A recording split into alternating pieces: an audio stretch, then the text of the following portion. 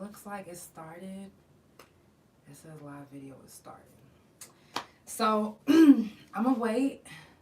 I'm gonna wait to start the podcast on the Spotify so I can see if anybody could hear me. Because if you can't hear me, what I would do is I would change the sound. Excuse me. Lee was being real invasive. So let me, actually I think I can do it myself. Let's see if the sound works.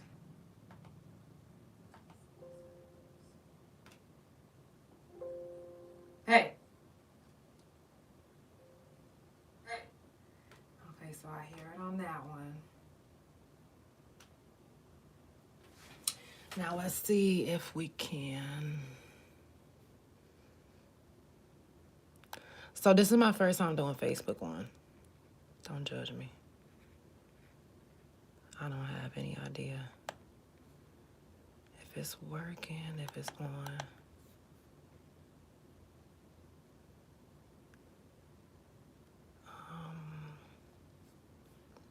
I guess I'm just waiting to see if it's on right now at this point.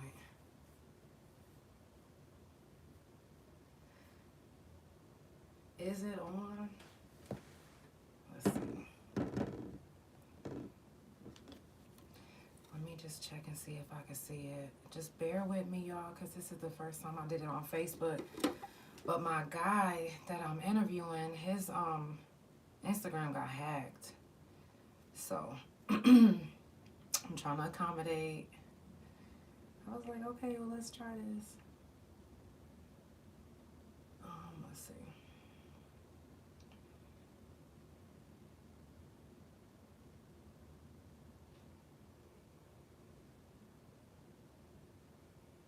I don't see the live, but I do see it.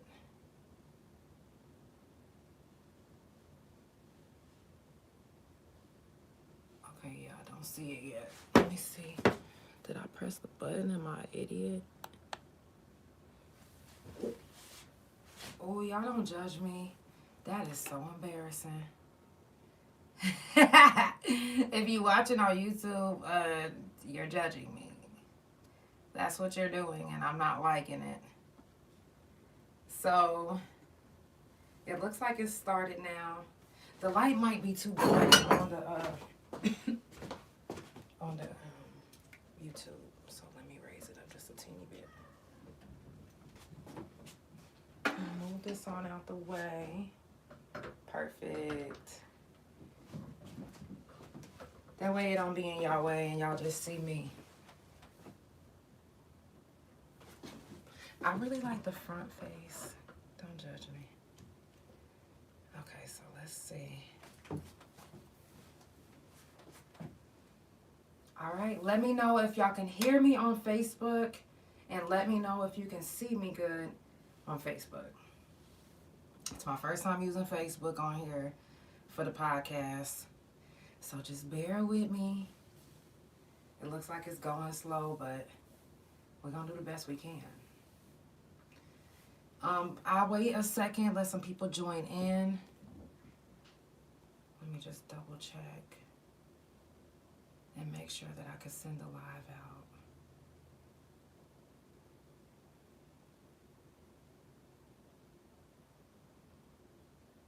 out. Okay, I see it. There we go.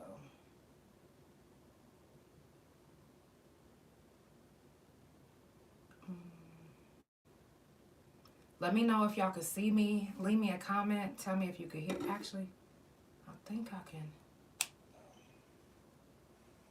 I can definitely hear it. Okay. I'll let some people join in because I can't see who's on the live. Like, I literally can't see anything right now. But what I'm going to do is I'm about to...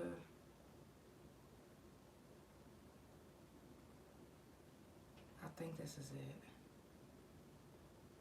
Wait, did I share it? Let me know if y'all can see me. I know y'all probably like, come on now, start the fucking podcast already.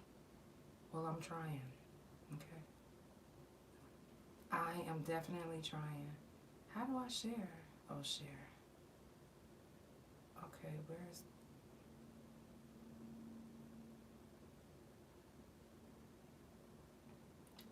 Okay, so I can't see nothing on this screen, but I can see it on my other screen.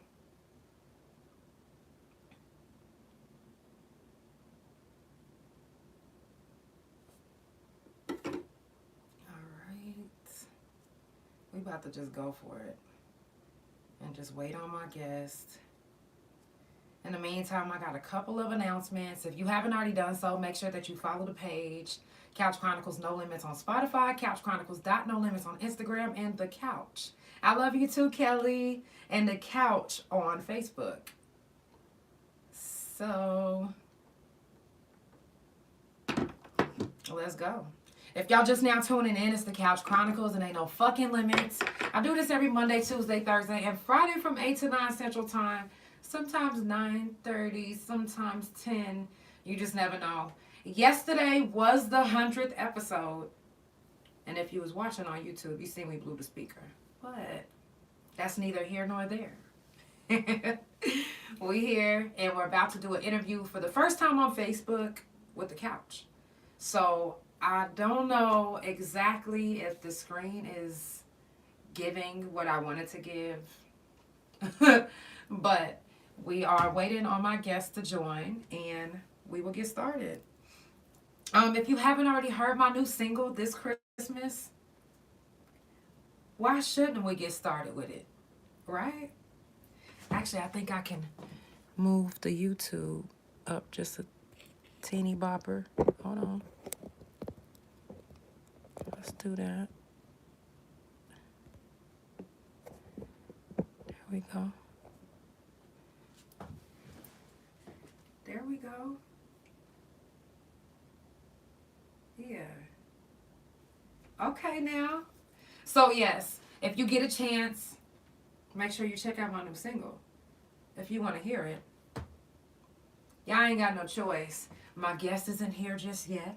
So we're going to start my new single. It's called This Christmas. It's streaming on all digital platforms. Come on, get in the vibe. Get in the fucking vibe. Produced by Mav. Give me just 1 second. I'm about to get this baby popping.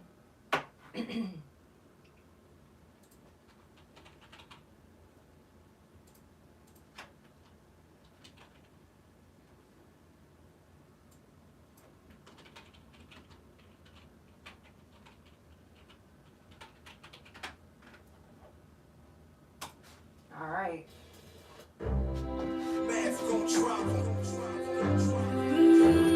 If you haven't already heard my new Christmas single, get in the vibe, okay? If you watching on YouTube, shout out to you. I appreciate y'all for watching. I think I can see who's watching. I ain't never roasted no chestnuts on an open fire. The greatest gift I get is you, and I wouldn't change it for the world. No, no, Christmas here with you is better than any gift money could ever buy. To be honest, I ain't never got anything I wanted till I got you. To be honest, I ain't ever think that anything would flourish between me and you. Ooh. But this Christmas is me and you. Ooh. And this Christmas will never be anything without my love for you. But this Christmas is me and you.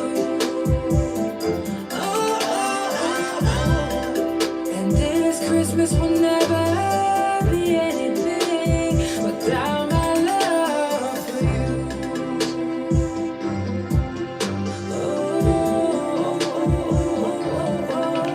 Oh, baby, yeah, yeah, oh yeah. As I'm sitting in the room watching the snow fall, waiting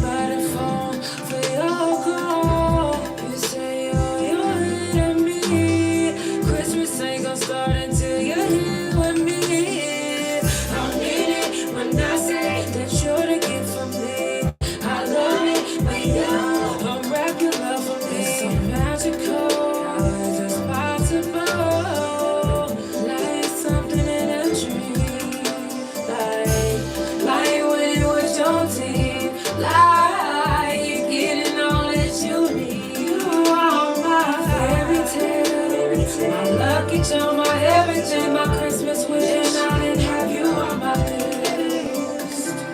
This is a dream come true, something out of a movie. It's gonna be a very special Christmas, and I'm so glad that I got you here with me. Our love has made this possible. I love you. I ain't never had a mistletoe to kiss under. I ain't never roasted no chestnuts. No, no, no, no.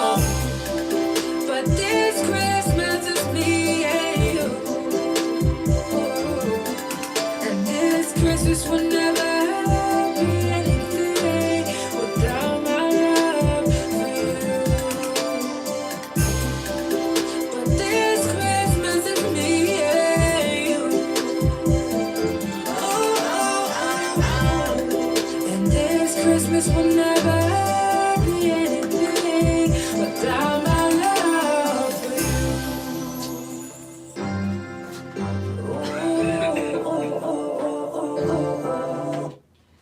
So if you haven't already done so, make sure you check out my new Christmas single. It's called This Christmas. It's streaming anywhere that you could download music.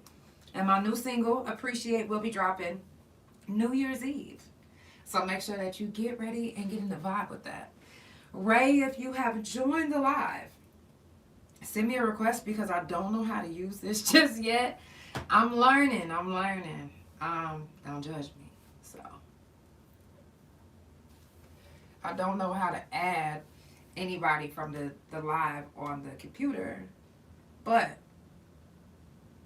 hey, we're gonna figure it out. So if you are on, it says, I'm so glad I got to hear you perform. Thank you so much, Jenny. Thank you so much. You genuinely made my night that night, for real. For real. All of y'all did. Like, I was like, damn. That was my first time performing my Christmas track, you know, out in front of anybody. Because I was like, this is my first time making a Christmas track. I don't know if anybody's going to like it. It's different. It's not the same. So I was really kind of just trying it out. Trying to see what everybody thought. And I got so much positive feedback from it that I was like, okay, this is the one. This is the one. So, if y'all just now tuning in, it's the Couch Chronicles. It ain't no fucking limits. I do this every Monday, Tuesday, Thursday, and Friday from 8 to 9 Central Time. Tap in. See if you can hit the live and join in. I literally don't know how to do it. I just tried. That shit didn't work. Okay. At all. So, if you know how to add yourself to the live, do it. I'm trying to add you. Okay. Also, y'all, the Couch Chronicles has been invited to podcast at 2 different events. Okay, one of them is going to be out here in Oklahoma City, and it is, to me, that one is the one I'm really ready for. Okay. Thank you so much. It definitely is. Okay. It's the Pandora box, and you got to pick your poison to enter. Your girl is ready. I got so many questions I want to ask everybody. I can't wait. Like, I'm excited about it. And then I've been invited to come to go to LA and podcast a big fashion event. I'm super fucking excited. I am. The Couch Chronicles has definitely been making some big fucking moves. Y'all see these balloons? Yesterday was the 100th episode. If you didn't get to tune in and you was watching on YouTube, y'all, we was so fucking turned up, we blew the speaker yesterday. Okay? So we blew the speaker yesterday, but it's all good because I think I got it fixed today. Hopefully y'all can hear me today, you know. Ray, I don't know if you were able to send me a request to join the live, but could you, oh wait, is this it? Oh, I think I found the button. What's this? What's that mean? Y'all don't judge me. I'm like, what's this? What the fuck is that button? Add Okay, no, I'm trying to add somebody, not a fucking tool. How do I? Okay, so it's not letting you tap in? Because if I have to, I'll stop the Spotify and just let you call in. And then we can always re-record the Spotify. Or, oh, you don't have Instagram. Give me a second. Say less, Ray. We can get this done. Okay. We can get it done. I got you.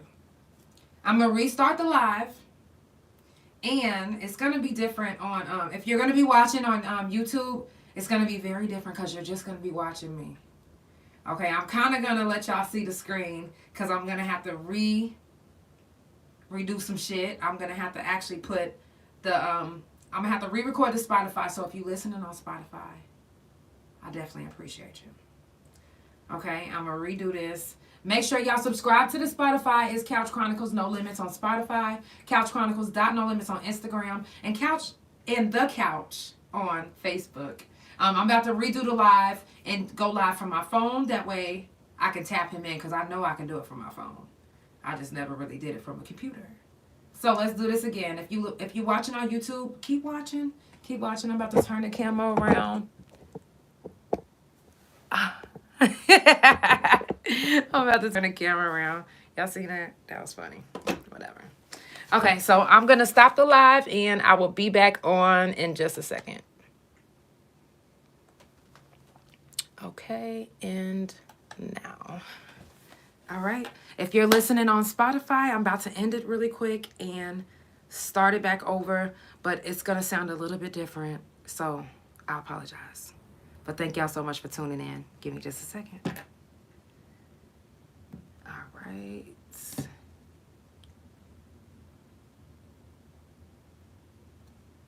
Well, that didn't even save anyway. So we're going to start the whole live all over again, which is fine. Definitely fine with me. Y'all know I don't mind. So we're just going to have to do it like this. Because I can't have somebody trying to join and it's not letting them join. That's not going to happen with me. Okay. So let's do this.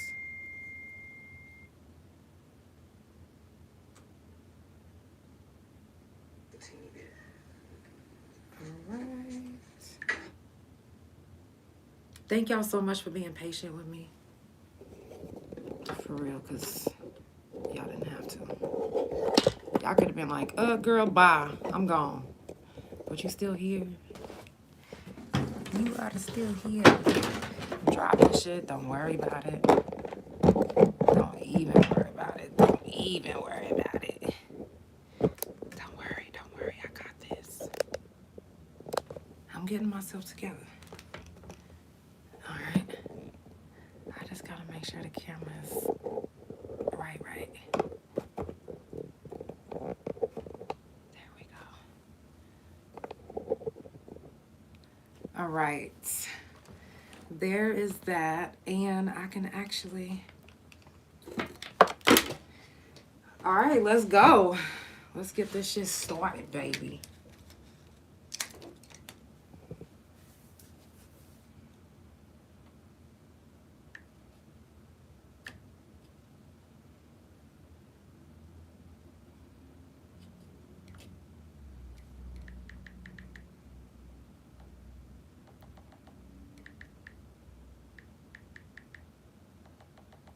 I'm almost done, y'all.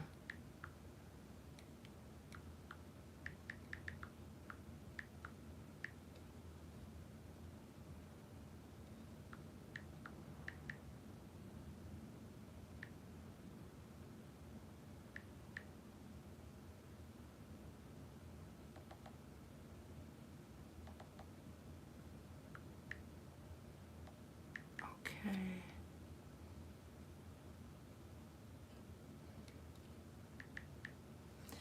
All right, y'all. I literally appreciate y'all for bearing with me. Because y'all probably like, damn, this girl's taking for fucking ever. But guess what? I appreciate you. And I'm almost done. I promise. Let's go. And I'm gonna move this one out the way.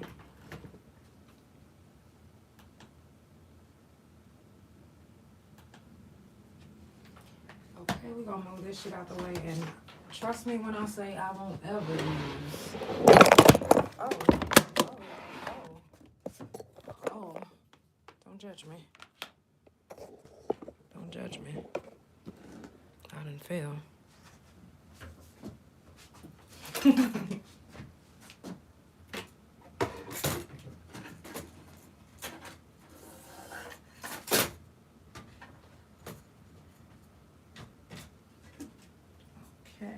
I'm just about done.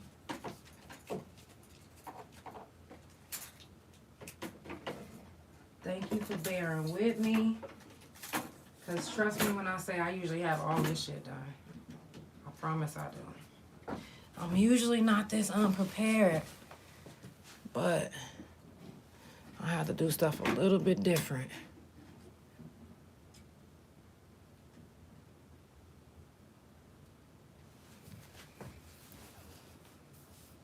Okay, y'all please don't judge me.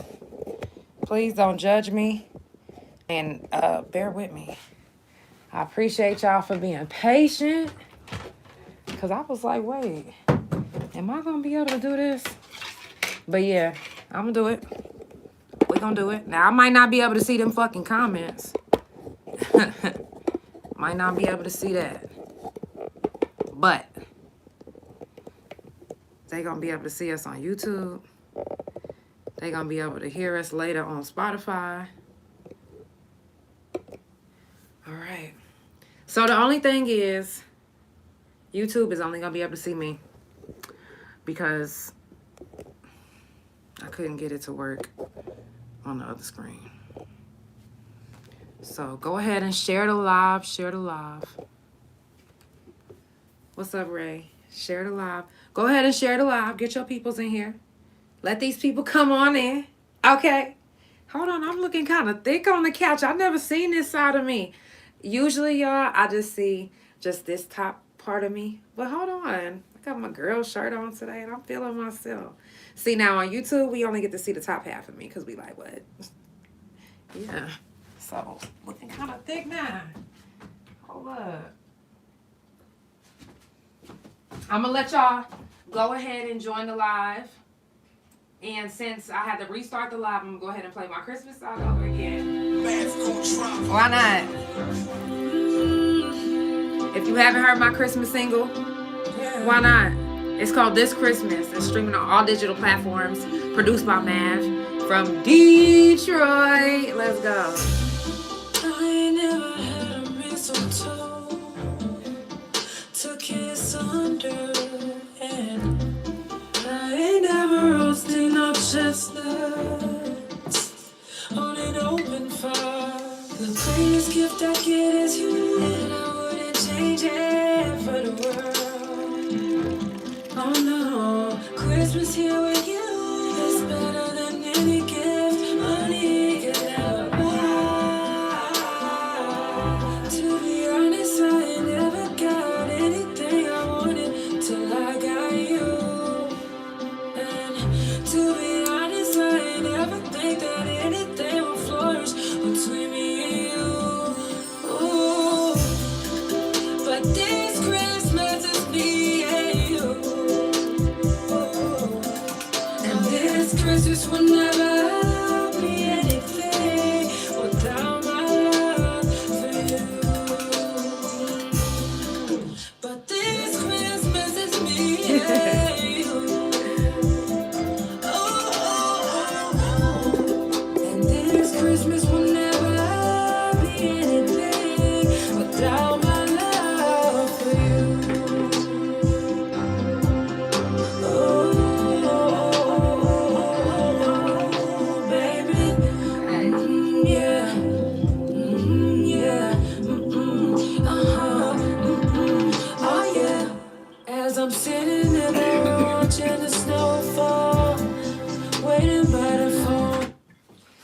y'all get. Y'all gotta go check out the new single this Christmas. It's streaming on all digital platforms. Produced by Mav, straight from fucking Detroit.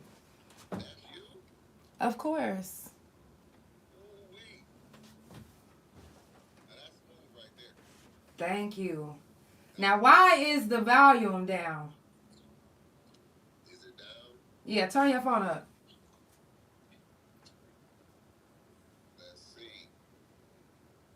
You on the car speaker? Am I up now? No, I can be. I was on the phone speaking.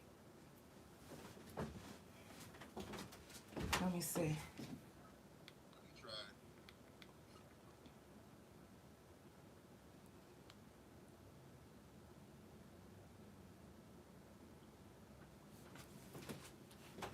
What, we need to turn on the Bluetooth or some shit?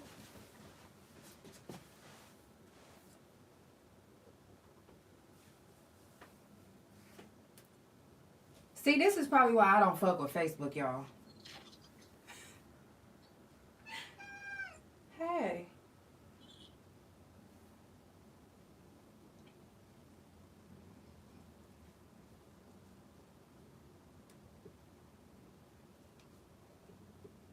Say something. Let me see how the sound sounds. What? Now it's really gone. Where the fuck did the sound go?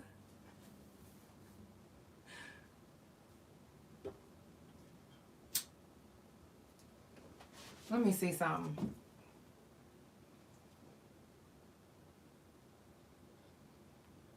Can y'all hear me? Because that was weird. Like, why can't we hear him? It was like he was on there. Let me see. Try it again.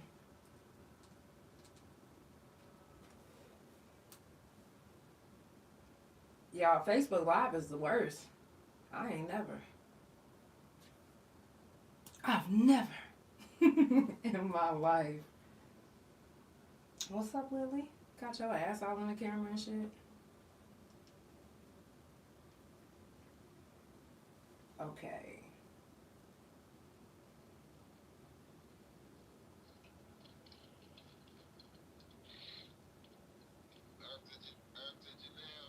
I hear you a little bit. A little bit better?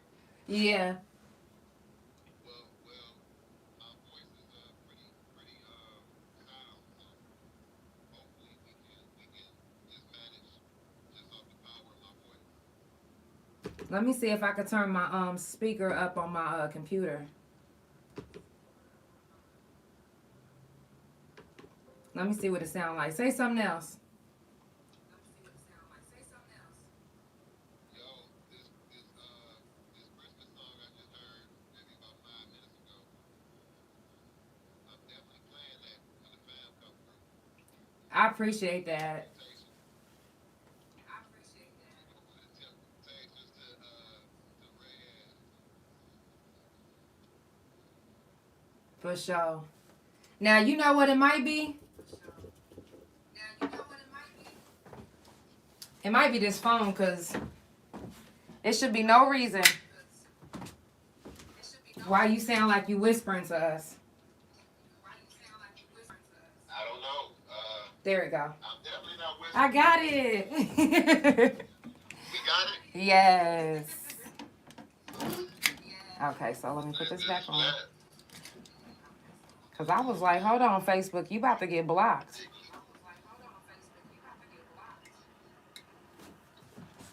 Okay, I can hear you so much better now. Good. I can relax on the couch now. Fuck yeah. Let me light back up. Where you heading to? I'm leaving the game. I was just at the Piston game. Did they win? Hell no. We got the worst team in the league. And that's I think on sad. purpose too. Because I love me some... Lily, can I get the book? Excuse me. My cat, she don't want me to do my interview. All right, now that I finally get to start, I'm so sorry about the Thank you. complications. It's usually not like this. I'm telling you. Usually, I'm Instagram live. It's like that. It's no problems. I can do it wherever. You know what I mean? But I definitely appreciate you for joining the live and make sure you share the live. I think I can share the live too. Let me try. Wait a minute. Did I shared the last live?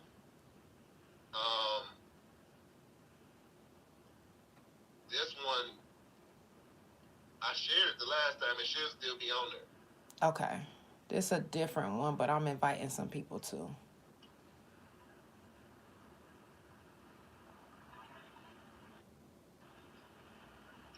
Hopefully we get to we blow up off something in here, you know? All right. That's that good gelato. Period. I ain't even smoking in this. I think what I'm smoking is called cherry something. You want a cherry? Yeah, I think it's called cherry cake or some shit like that. Some shit like that. So first of all, your name is Ray. How many other names do you have? Ray Ray Sean. Yeah. But I like how you say Ray, so I guess my name is Ray. Sure. Well, because you said you had 50 million names, so I was like, well, damn. Ray, shit, Big Ray. Yep. Keep going. Razor. Yeah. That's for all the MCs, Razor. Right. So I'm trying to get in the vibe. You know what I'm saying? For real. Right. The vibe is the couch. I caught a hold of you through a couple songs, and then when I finally met you at that at the clothing store, I believe it was in Highland Park or something like that. The vibe, just you know what I'm saying, the vibe was strong. I'm like, okay, I ain't gonna let this go. Right. See where we going, and we here. Yeah, I definitely appreciate that. So let me ask you this: which song was the first song that you ever heard me on? You was doing the hook. Damn, I ain't even hit. Don't give me the line about the name of that song. Hard to Kill? Doing the hook. I don't know if that was Cash Kid. You talking about with FMBDZ? With DZ. Yeah. Hard to DZ. Kill. Whoa. I did Hard to Kill, Need Me, Hustle for Real. That's fire, boy, you fire. Thank DZ you. I'm with DZ Barber right now, actually. Oh, okay. What up, though? We from the same hood, like block. Like his block and my block is right back to back. Oh, damn. His family and my family was knowing each other before we was born. Oh, wow. That's what's up, for real. Yeah, I'm with his barber right now. He just gave you your flowers. Thank you. I appreciate that. I definitely appreciate that. That means a lot to me, for real. For real. Yeah, you definitely strong. I wish you just jump out and just do everything because it's a lot of voices that you hear, but yours is kind of epic. I can't lie to you. It's strong. Thank you. I literally just want to be felt, and every time somebody hear my music, I want them to be like, damn, you know what? I felt you on that. So. Definitely. You got one of those voices, one of those unforgettable voices. Thank you. And you know how to use it too. Thank you so much. Me, I hear that all the time about my voice, but I might not necessarily know how to use it. But right. You definitely do. Thank you, man. I appreciate that. Now let me ask you this, Ray Sean. How was you in classes? Huh? Are you giving any classes on how to use your voice? Honestly, I was just on the live on my Instagram a little bit ago because I'm also an engineer. So I learned how to engineer and do all my own recording and all of that. So I was engineering somebody's session and also giving him vocal coaching. So I do some of that sometimes, but see there? It's just what I love to do. I love to help. Yeah, I pulled that. I don't know where I pulled that from, but you see? Yeah. That's real. You got a good third eye. That motherfucker open. Yeah. Yeah, they've been teasing me about that forever. Why? We from the hood, so anytime when you got a little nerd in you, or when you're speaking on some stuff that you don't normally hear, you're gonna get talked about, and it's all good. They know. At the end of the day, they gonna respect me, my brothers or whatever. Right. But they gonna talk their shit too. Right. They've been calling me what's my boy Sharif off off Don't Be a Menace. Yeah. They was calling me Sharif back then in elementary school. In elementary. That's how far it goes back? Yeah, yeah. I was playing with encyclopedias when everybody else was playing with. I had my G.I. Joes too, but I was going through the encyclopedia. Right. So, do you feel at a young age? Did you feel like you knew too much? Did it scare you? Did it scare me? No. I was just. People used to say, "You think you know it all?" And at a young age, I said, "No, I just asked a lot of questions." Yeah. And I just kept it like that. Right. Always asking questions. Always. Or just be quiet and listen. So you a Leo, right? I'm a Leo. Old and new signs. Yeah. Old and new signs. I know a lot of people don't like to get into that, to the 13 signs. So tell me a little bit more about the 13 signs and the people that's watching that don't know about the 13 signs. Okay, well, the 13 signs actually, the new sign Ophiuchus, right? Maybe I'll give you a quick synopsis of how I found out about it. Maybe about 10, 11 years ago. I was over my cousin's house, and she was heavy off into the signs, right? And she was having some kind of party. I don't know whose birthday party it was. We were celebrating. But during there, we actually were talking about the signs.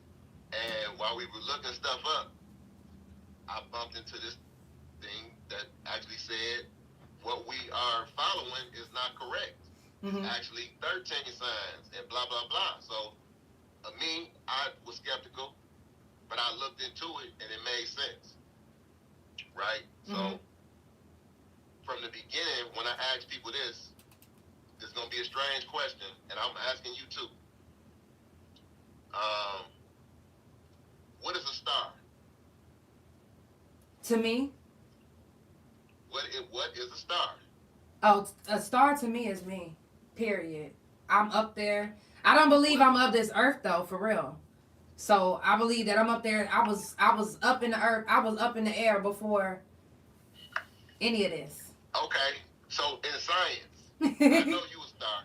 We clear. We clear on that. But the concise definition of what is a star? What is a star? 99% of everybody get this wrong. Tell me. A star is the sun. Our sun is a star. People normally just, when you think of star, whatever, like, okay, but what is it? No, every star you see out in the sky is a sun. And our sun is a star, right? So, when the stars was aligned back when they came up with the calendar, you saw these certain stars, let's say for Leo, for example. You saw the stars of Leo from July 22nd all the way up until August 21st, right? And you saw these stars from Earth's vantage point. Earth is going in a circle around the sun. So as the Earth is going around the sun, you start to see this different group of stars.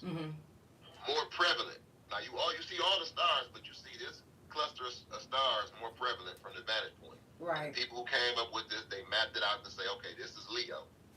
And then right after this is Virgo. And right after this is Libra. Right? You ever heard of that space is forever expanding? Yes. That's why they think it's a big thing.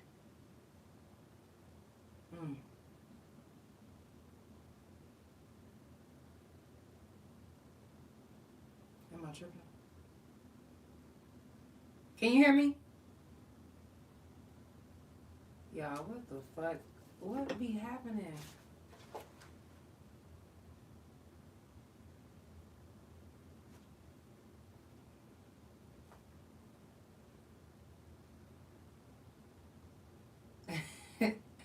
This shit crazy as fuck.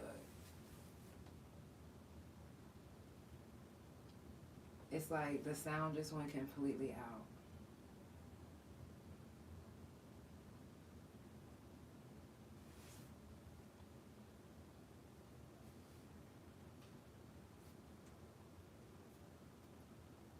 Y'all, what? Tell me, somebody leave me a comment and tell me what the fuck does that even mean?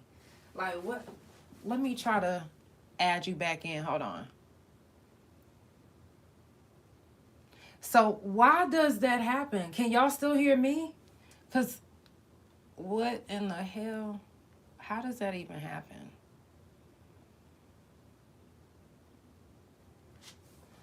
It's like, he was talking just fine.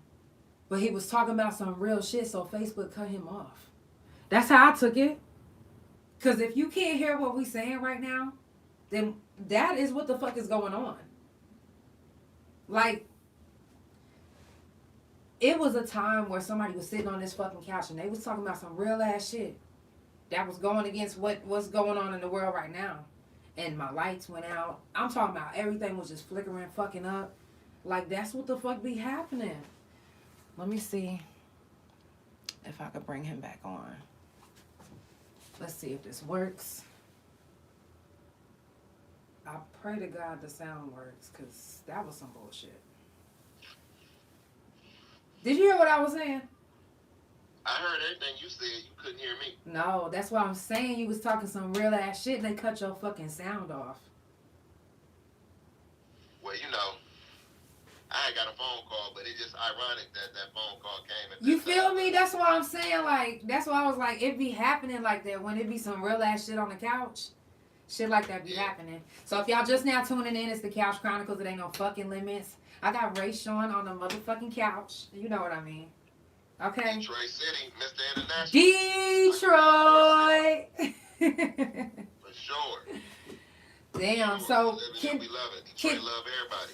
Period. So let me ask you about this. Now, what made you come up with that concept? Detroit loves everybody. I felt like it was time. Like everybody knew Detroit versus everybody. Right. Everybody knew that vibe. But I looked at this city and I love it so much, and I know we got love for everybody too. Every time I go out somewhere, in Detroit, like we like a wave. Everywhere we go, we're gonna get loved, respected, or feared. But even in that fear or whatever, that just confused love. Like, right. So, I was initially starting off with comedy. When the movies and stuff was here, when Snyder cut it off or whatever, Granholm had the films going with all the kickback and incentives, and everybody was trying to do movies here. Transformers, they was trying to do Batman. Was so many different films, but they cut it off, and it was like, okay, what am I gonna do? Am I gonna continue to follow this? Right. I was in it. I was doing a lot of behind the scene work. I was doing had some extra roles as well, and Stone, and that was with Robert De Niro and Edward Norton. That's a movie, a psychological thriller, right. in a prison, and Kill the Irishman. I was an extra in that. I was with Val Kilmer, but so you was in some big name movies. I took off into comedy because I felt like people's attention span was like this. So I said I want to do like short skits to start, because I was doing a lot of work behind the scenes. I was directing, I was filming. I came up with a couple skits. I knew I needed some funny people. I went to a comedy show one night, a local comedy show, and come to find out, a couple of my friends was doing comedy. People I've been knowing all my life. Oh shit! And I'm watching them like, oh, wait a minute. And then a couple people we just connected. One of them was Jay Will. Like, we connected about 10 years ago from one of his shows, and I told him, I want to start filming y'all. I want to do a documentary. It started off with him, Jay Will, Downtown Tony Brown, Shawnee D. These are Detroit comedians. Right. You probably know they legendary. Yeah. Downtown Tony Brown, rest in peace, and Whoop, rest in peace to Woo as well. Mike Larry, comedian CP, Josh, all these guys right here, even up the Martinis and the Kool-Aids. I was talking to them too, but the main focal point was those guys or whatever, and I started writing with them. I started doing shows, taking them out of town, and I said, you know what? I'm gonna do a show on my own. I want to throw it on the Princess Boat. Right. I'm gonna call it the Detroit Loves Everybody Comedy Cruise, because everybody knows Detroit versus everybody, but we got love for everybody too. And what's a better way of showing it than making people laugh? There's no other better way as far as I'm concerned. So I talked with the Princess Boat. I talked with the comedians, everybody that was already my friends at this point a few years later. And I initially thought, like, wow, I know somebody got to have that name. Detroit Loves Everybody. It seemed like somebody would have picked that up. Detroit Loves Everybody. Detroit versus everybody. Detroit Loves Everybody. I said, let me go downtown and see who's got this name. And if Janelle has it, okay, I want to talk with Janelle and say, hey, how you doing? Like, I got so many ideas. I love what you got going. I love what this stands for in my mind. Let's connect and let me put everything I got into this name. Right. And we can, you know, no limit. Hello, the couch. Right. And so, boom, I go downtown, City County building. I typed the name in, and come to find out, nobody had it.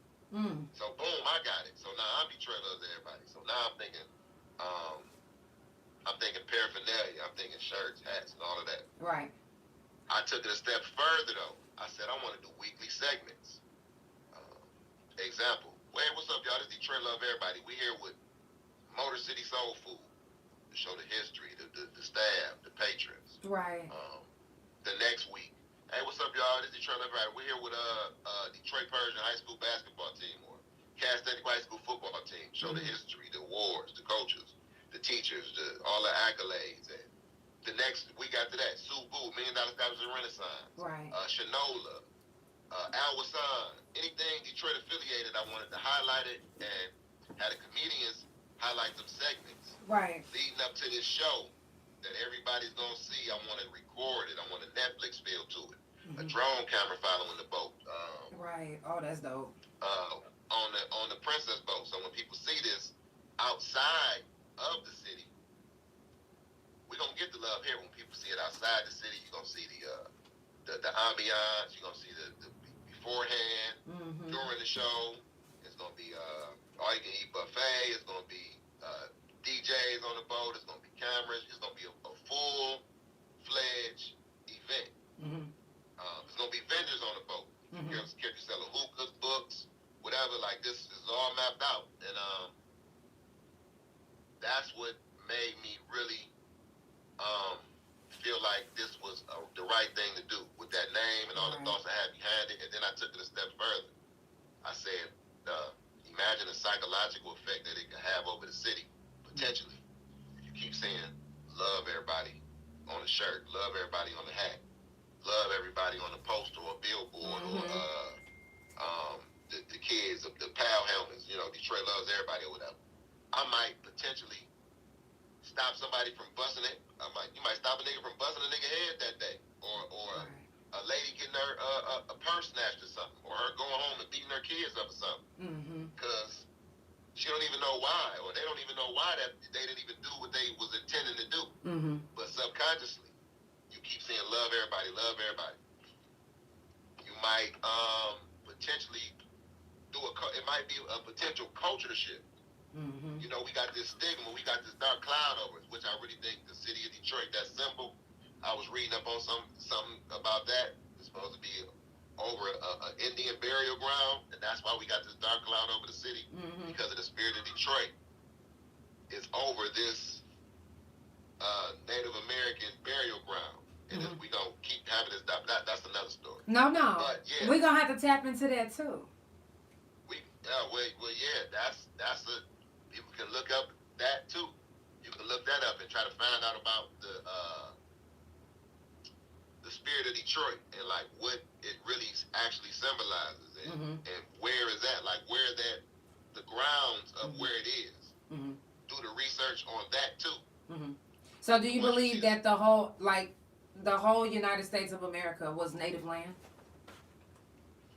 Yeah, we were part of it. It was fair skin on to our skin and my skin and your skin to the skin of the couch. Right. And we were all right. Here. Right. And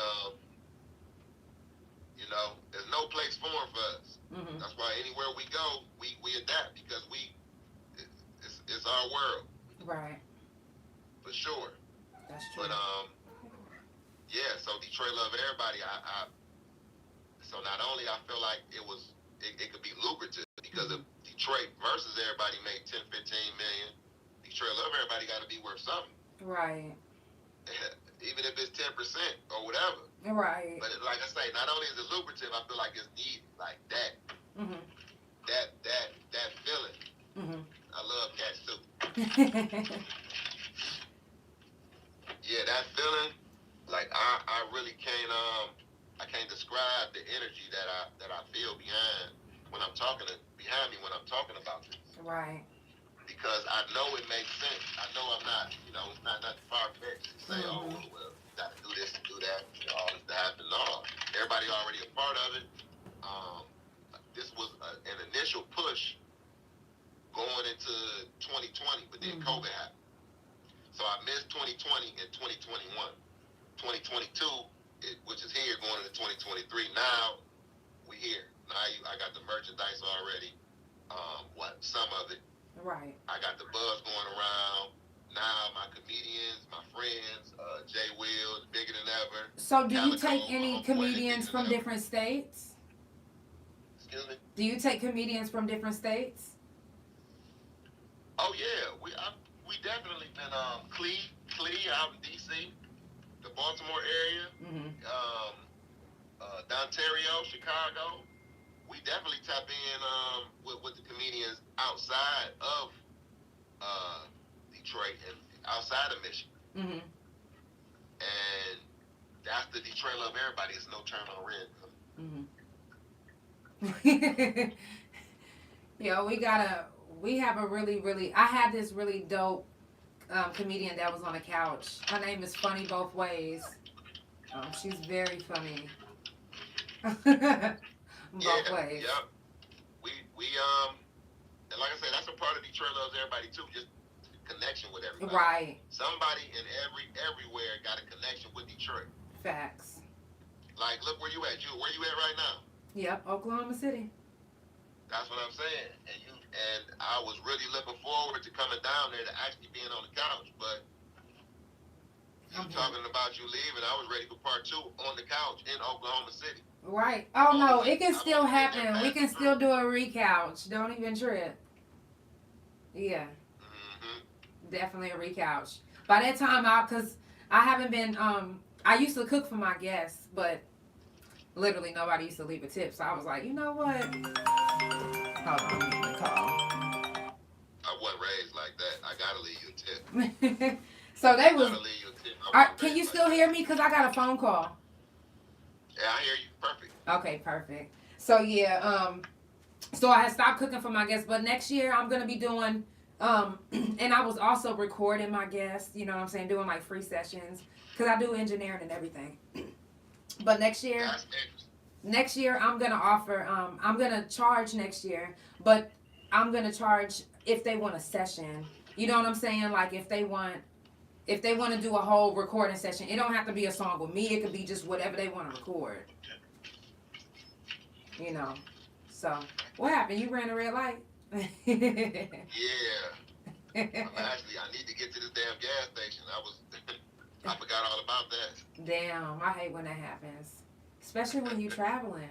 Ugh. Fuck. Yeah. But yeah, if y'all just now tuning in, it's the Couch Chronicles. It ain't no fucking limits. I do this every Monday, Tuesday, Thursday, and Friday from 8 to 9. Sometimes 9:30, sometimes 10 Central Time. So just bear with me. Wait, what? if y'all want What to is know, that? What that cat doing?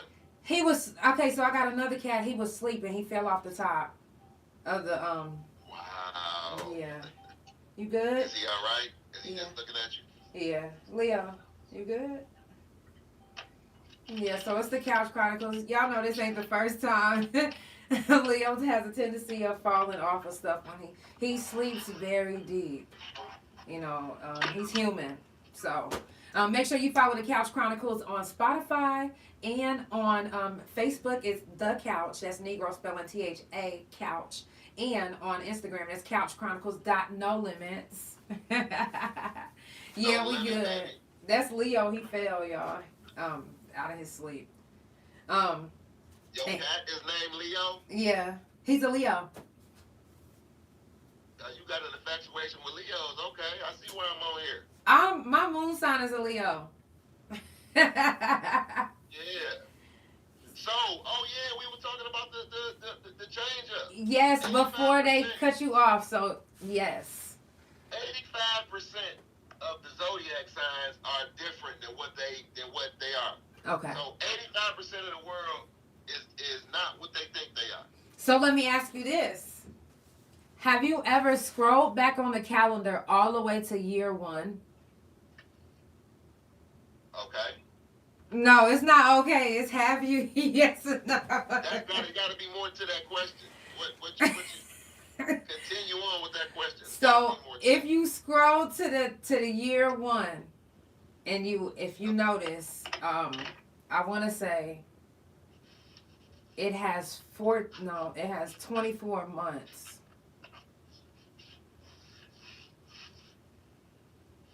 Okay, 24 months. So that means everything is wrong. That's fire. Yes. Yeah. And you already have merch on a website, storefront, where? No, I had it on my Instagram. That was my site, and I got hacked. So. And I told you about that. I've been distraught, and I haven't even picked up with another one. Right. No, I get it. Before this year is out, I'm gonna start it up. Right. You put the battery in my back, the new battery. I know that's right. Because we're doing this, and it means something. Because now more people gonna hear about Detroit loves everybody. Right. And gotta show it too. Right. And I need to get my shirt. See, but this is the thing, is I don't like nothing touching my neck. So I need me a shirt that might be like, yeah, I'm talking about a super V. No, that never works. Never. I got you. Every time I try to cut it, it look like a W. Or an X. Or like a G. I be like, hold on. Why is my little slice all the way over here under my arm? You ain't got the cute cut in you? Nah, that shit be like, I be like, this is not no fucking pumpkin. Okay. I know exactly what you're talking about. Yeah. You don't see these diamonds in my neck? I don't need nothing touching or rubbing this shit off. They better not rub it off. Right. That's what I'm saying. It's gonna blend in. You know what? I'm gonna custom make this shirt for you. You got those diamonds. How many is it? 3? Yeah. Okay. I'm definitely going on here. For sure. For sure. I'm not right. This is really funny. I'm gonna get you this shirt. Not being really contraction and red. Right. So. For sure. I gotta pull the I got the crochet out. No, I'm gonna get you together though. I gotta For cut sure. the shirt for you for sure. That's what's up. Exclusive. Hey. Detroit love everybody on the couch. Period. I need, cause I got this little logo I done made up. I need me a whenever you get a chance, even in May, like you could do like a purple version for lupus. You know what I'm saying? Like, with the little ribbon going through your logo. I got another one. I haven't went downtown. And I haven't went downtown to lock it up. But once I lock this one up, it's gonna be a little bit more universal. Okay. Like Detroit loves everybody. Like that's that's for us. Right. But I got another one that's very insightful. Okay. And it's gonna spark. Okay. It's gonna spark. When you see it, it's gonna spark. That's what's up. And the energy around it is crazy. Now, let me ask you this, Rayshawn. Did you Detroit versus everybody? Do you have a connection with them or? No, I only through the Wildin' Out. Do you remember we had those Detroit Wildin' Out? Mm-hmm. So that was the only connection that I had through them. Right. And CP was comedian CP, Mm-hmm. was my homeboy. He those his guys too or whatever. Like he connected with them, Mm-hmm. like through contractual. You know, I guess they deeper friends and Right. they get money together. So Right. yeah, so CP. And when I first actually did the Detroit Loves and Everybody, he said, no, like hold on, like I think they're my people. I think they got that already. He's like, so talking about Detroit versus everybody. Yeah. I said, well, if they got it, then I don't know how they got it, and they gave it to me. Right. So if they gave it to me, then it's got to be something else to it. Mm-hmm. And so yeah, I definitely want to do. I want to do some work with them. Mm-hmm. Because that was part of the inspiration, like how we got behind that. Right. And I know we got love too. So what's stronger than that at the end of the day? Mm-hmm. So why not put that together? Right. Love always prevails. It should. It should. It better. The fuck. Shit. Now let me ask you this. A random question, Rayshawn. Mm-hmm. How was your high school? Like, how was you in high school? I was quiet. Really? I was quiet.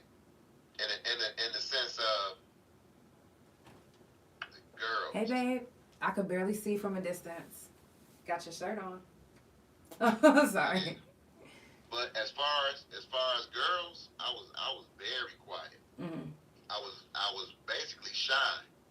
Like I wouldn't have no problem talking to you in the conversation, but anything past cordial, then I'll shut down. You could be the finest girl in the world to me, and I just didn't know what to say Mm-hmm. to push it to that, to push it there. It wasn't until I really got to the end of high school, as far as in the summertime and once I graduated, Mm-hmm. and where I really found myself. I can give you a quick story on that. We had graduated. We got out of high school, right? And I lived on the east side, but I went to Cody, and I went to King as well in the 9th grade. I was in the MSAT program. Mm-hmm. Got into a fight, got kicked out, went to Mm-hmm. Cody because that was my neighborhood school on the west side. But we moved going to the east side, going to the 9th grade over there by Persian and Ardmore, Mm-hmm. 7 Mile area. So I was going to Cody, still dealing with my people from middle school and elementary, Mm-hmm. that neighborhood. But then I would go back to the east side and playing it with these new people. Mm-hmm. So I feel like I was raised on the west side because I was going to the 9th grade when I moved. Mm-hmm. But I grew up on the east side. Mm-hmm. I was more hanging out late night in the streets, Mm-hmm. gambling, hustling, Mm-hmm. the house parties. Yeah, the east side is very different than the west side. To me. It's different. Yeah. It's different. It's different for sure. And Mm-hmm. so like I say, I was already raised, but I grew up on the east, so I'm both. Like I done spent half my life on the east side, half my life on the west side. I got the same connection with the people from the east side that I've been knowing for 20, 25 years that I do with my people from the west side I've been knowing for 30, 35. Right. Mm. So I'm both. Right. So school I was very quiet. Out of high school, my friend that went to Persian, his cousin worked at McDonald's. He was a manager early, straight out of high school, manager. Mm. He didn't have a car though, and Juan, he did. So we was always riding together, and he would have to pick his cousin up. So while he was picking his cousin up at 10 o'clock, the inside closed, we was able to come in. talked to the co-workers. One of them, their name was, I'm not going to say their name. But one of the co-workers, let's just call her Vaughn. She was cool. She was probably like, I probably was 18 at the time. She probably was 21. Mm-hmm. You know, we cool, we talking. Next thing you know, she passed me her number, and I'm like, okay, bet I'll call you. Like, the next was cool. Like, we was having a decent conversation in there. Mm-hmm.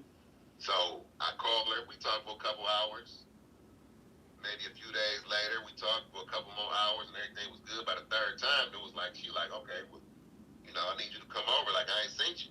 Mm-hmm. I'm like, okay, bet I'll come over. So, one, he got the car. Everybody don't have a car at this time. We 18. Right. Everybody don't have. Juan got the car. So, Juan, what's up? I need to get over here. Old girl, Vaughn, she calling. You know, this could be something good. He's like, okay, bet. So, I go over there. Let's say if it's a Friday or a Saturday night, I go over there. Maybe I'm there for 10 minutes, and she just jump on me. What you mean jump on you? She jumped on me like, okay, like, imagine being 21, this your first apartment. What you think in there? I don't know. I was locked up at that age. So It's I don't really know. It's a TV in the bedroom, and it's a bed. Uh-huh. She ain't got shit, and you know what I'm saying? Like, this is my first venture. Like, she ain't got nothing but a couple chairs in the front, a little cardboard table, but the bed is nice, and the TV and the dresser and all that or whatever. She got that. Right. She took that from home. Oh, The one she damn. got from mama, that was really, real nice. Damn. But yeah, so we in there, cause ain't no other entertainment. She jumped on me. She came in and she opened the door. She was in a robe. Not the robe. Boom, boom. And sat on the bed. Like I say, within 10 minutes she was jumping on me. Man, okay, we going at it for a couple hours, right? Probably woke up in the morning. Probably fucked again. And this was your first time? No, it wasn't my first time. Oh, okay. But it was my first, like, experience with somebody that I didn't know, that I just met and I talked to. Like, the other people I knew, like the 2-3 other people that I already had sex with or whatever, like, I knew them. Like, so this was kind of like a one-night stand. Like, we didn't even have to communicate, like, the way our vibe and growing up and playing with each other and, you know, touching on each other and all that or whatever, like, you know, that was just gonna happen. Same village type shit or whatever, I guess you might call it. Right. But this was somebody outside of the village. This was my first experience like that, where it was something new and it was just like boom, boom. Damn. Bam, it went down. So now she don't have a car either. She's 21, don't have a car. Oh, She's shit. got an apartment, no car. We wound up catching a bus. We somewhere in Southfield. We wound up catching a bus back to the city. It was cool then. So wait, after y'all get done fucking, y'all caught the bus? Yeah, because she had to go do something. I think she went to work or at another job, and I went back, and so we caught this one bus together, and she jumped on the next bus. She got her transfer, and I got my transfer. And went this way, she went that way. And yeah, so after that, let's say that was Sunday, it might have been Sunday night going into Monday. So I might have called her Thursday. We talked for maybe about 20, 30 minutes. Then the next time I called her and talked to her, it was, let's say Sunday. Mm-hmm. We talked for maybe 10, 15 minutes, and that was pretty much it. I called her again the third time. Now, the first 2 times, everything was all good. Cool. The same cool person. The third time I talked to her, I'm getting cussed out. I'm getting the attitude. I'm getting, you know, like, this shit is way, like, out of my league as far as what I'm hearing. I don't know how to Right. just like, where is this coming from? What is his attitude? Mm-hmm. I'm thinking, I don't know why, but I'm thinking, damn, I must didn't fuck her right. Like, I must not be shit. Like that. Them couple hours didn't do nothing. She's supposed to be feeling good still. Damn. I'm thinking, she's still supposed to be on the highway, and I'm waiting her to tell her, come through, come back and see me. So what was her issue? So the issue is, come to find out, I'm thinking I ain't know how to fucking. I regressed. So I really didn't start maybe like 24. It took me like 3 years to get out of that for me to realize who I was. And like, damn, no, you really is the man. You really can. But you like, I'm thinking I wasn't shit for 3 years. You know what I'm saying? But come to find out, I thought I didn't fuck shit out of him. Come to find out I did. And my communication was so lacking where I called her within a week and a half 3 times. Like 3-4 days later, and then I called her another 3-4 days later, and then another 3-4 days later. What you gonna feel like? I just gave you the best sex of your life, but then I'm calling you like that. Your ass. So I got that or whatever. So I kind of like that's one of the things that happened to make me shy. Another thing that happened back in kindergarten that made me shy.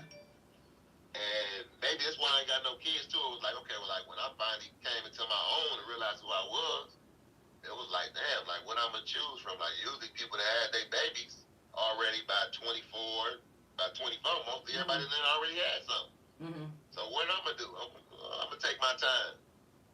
Right. And there you go, 15 years later, and dang, here I am.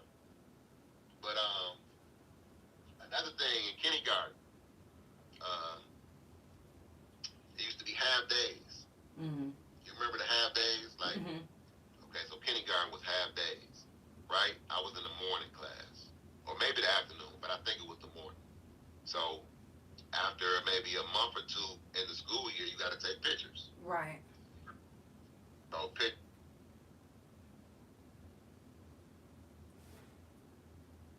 where you at?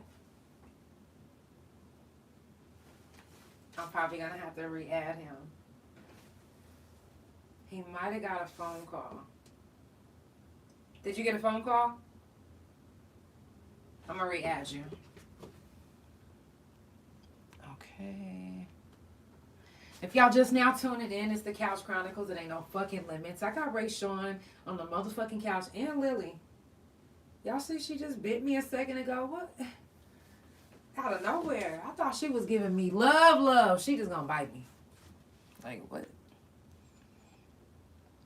Let me bring him right back on. It says unable.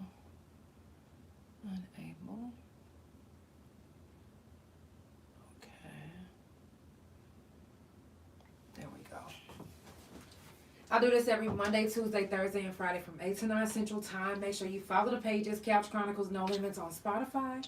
Couch Chronicles No Limits on Instagram. And The Couch on Facebook. And follow my main pages, Negro spelling THA JANELL on YouTube and Instagram. And that's it's also right. my That's .com. right. You better. That was actually Jay Will calling me right there. Oh, okay. Hey, tell him I said what up, Joe. I definitely will. Now, let me ask you, was you on a debate team? Ask him to be on there. Yeah, please do. Was you on a debate team in high school? No, I was in academic games. Okay.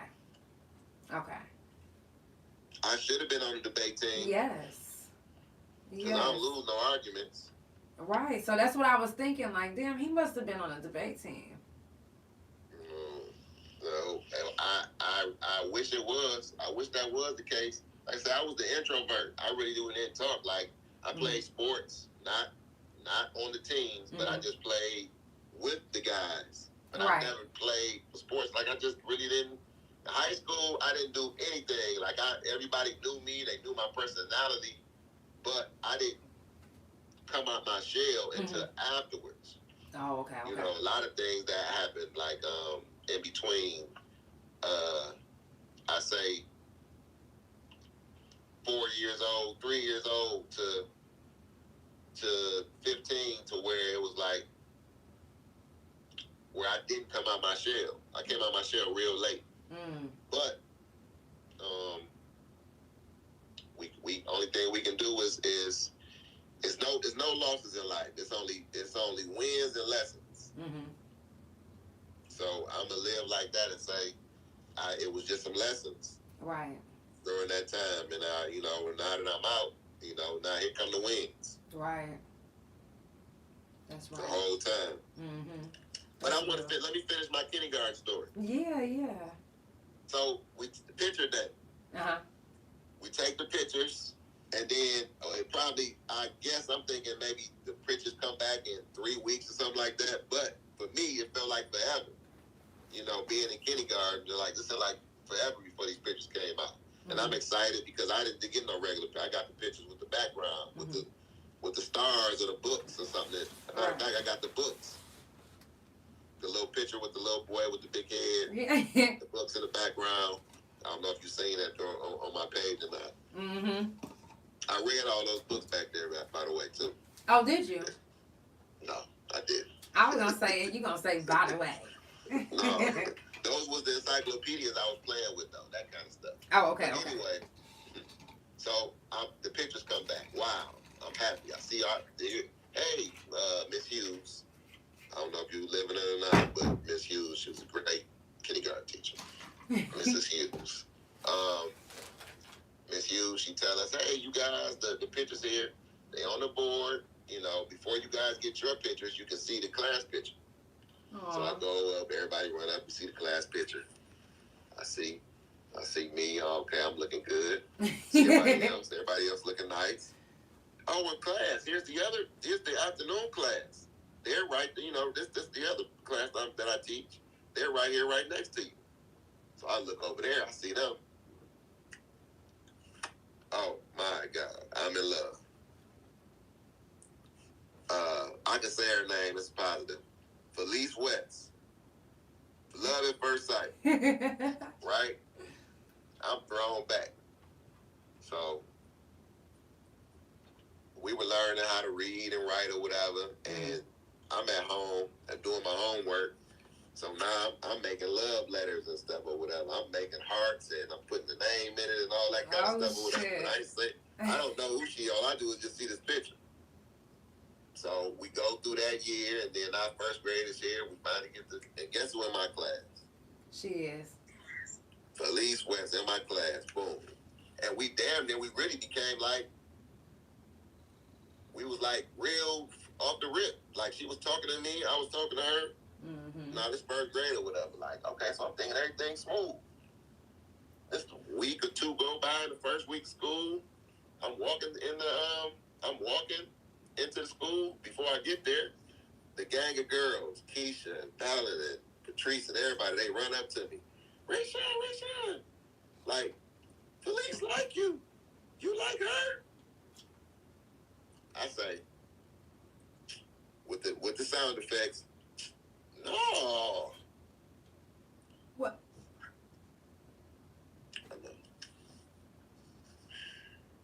Capping. That's why you got the hat on. I couldn't believe it. When I said it, I'm thinking like, you remember the Wonder Years? Did you ever see that where he was narrating? Kevin had a narrator in his head or whatever, like the guy that was narrating. My head is telling me like, no, like they running, like they all looked at me with the big eyes. Remember Keisha had the big eyes when she looked at me like, wow, you don't like the prettiest girl in the class or the school or whatever? They ran up, but I'm in my head. I'm like, no, wait, yes, I do. Stop. No, I didn't say nothing. I just said it. So you didn't say nothing. I didn't say nothing. Just let them go.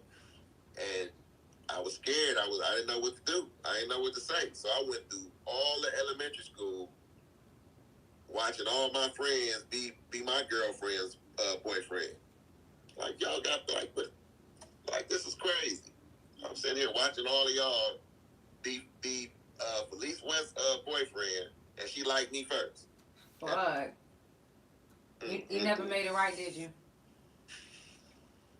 So yeah, that's what made me shy from the first grade, and then I got shot in. But so yeah, I didn't know that I was the man until about 24. Oh damn. I didn't know. I mean, Mama told me, but I had to find out for But myself. now you know, shit. That's dope. Now, has your mouth ever gotten you into fights?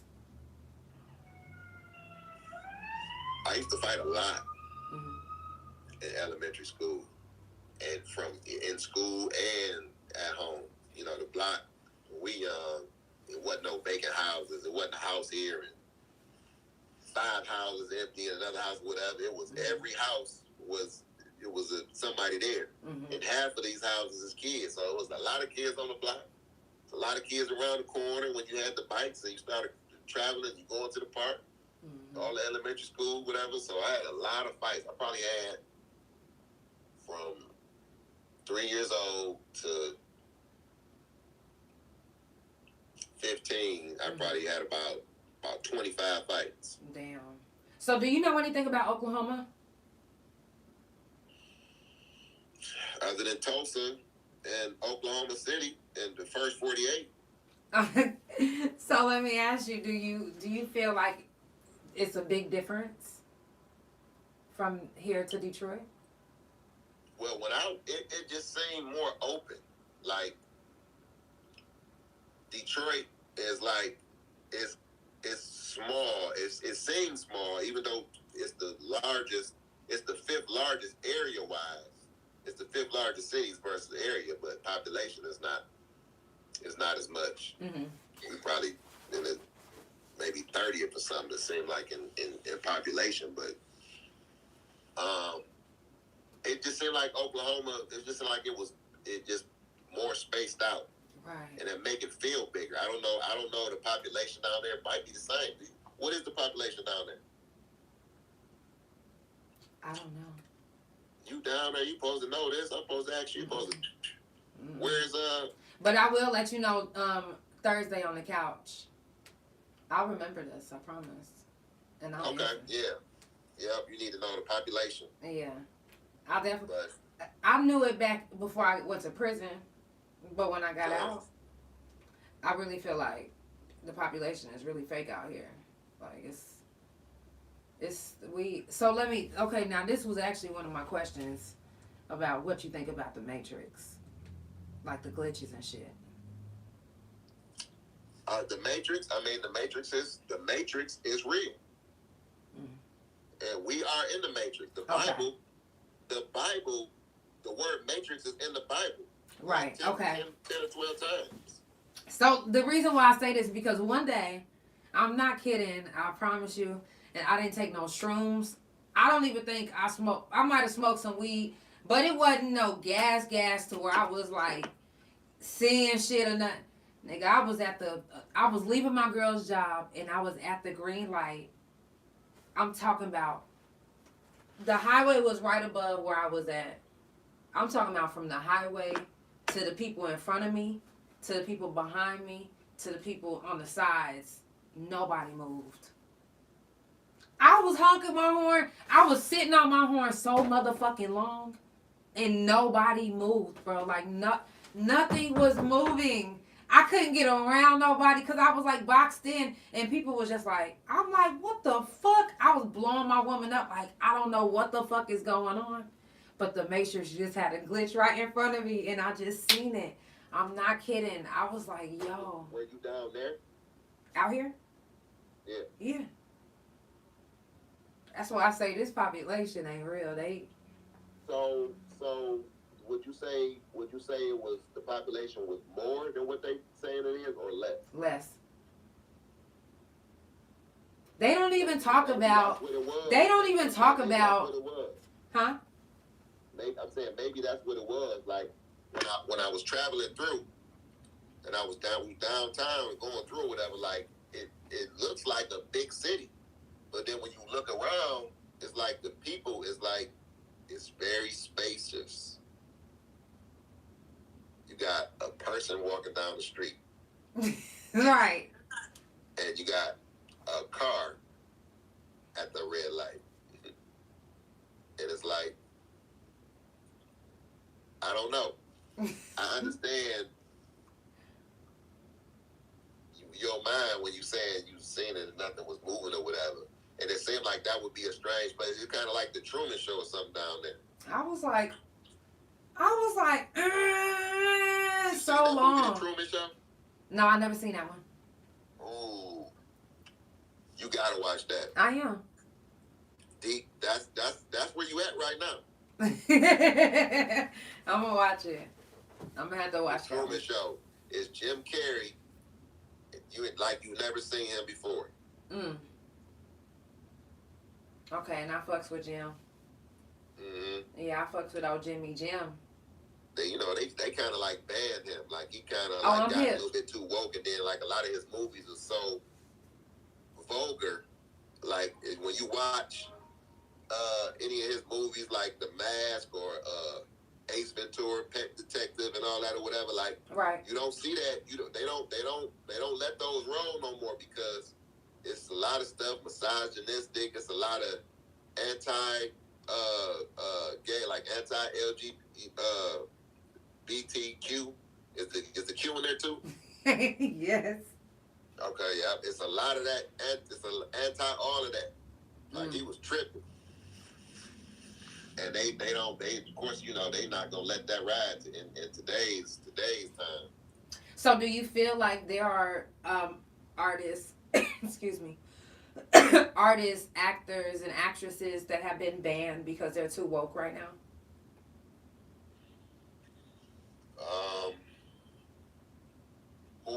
No.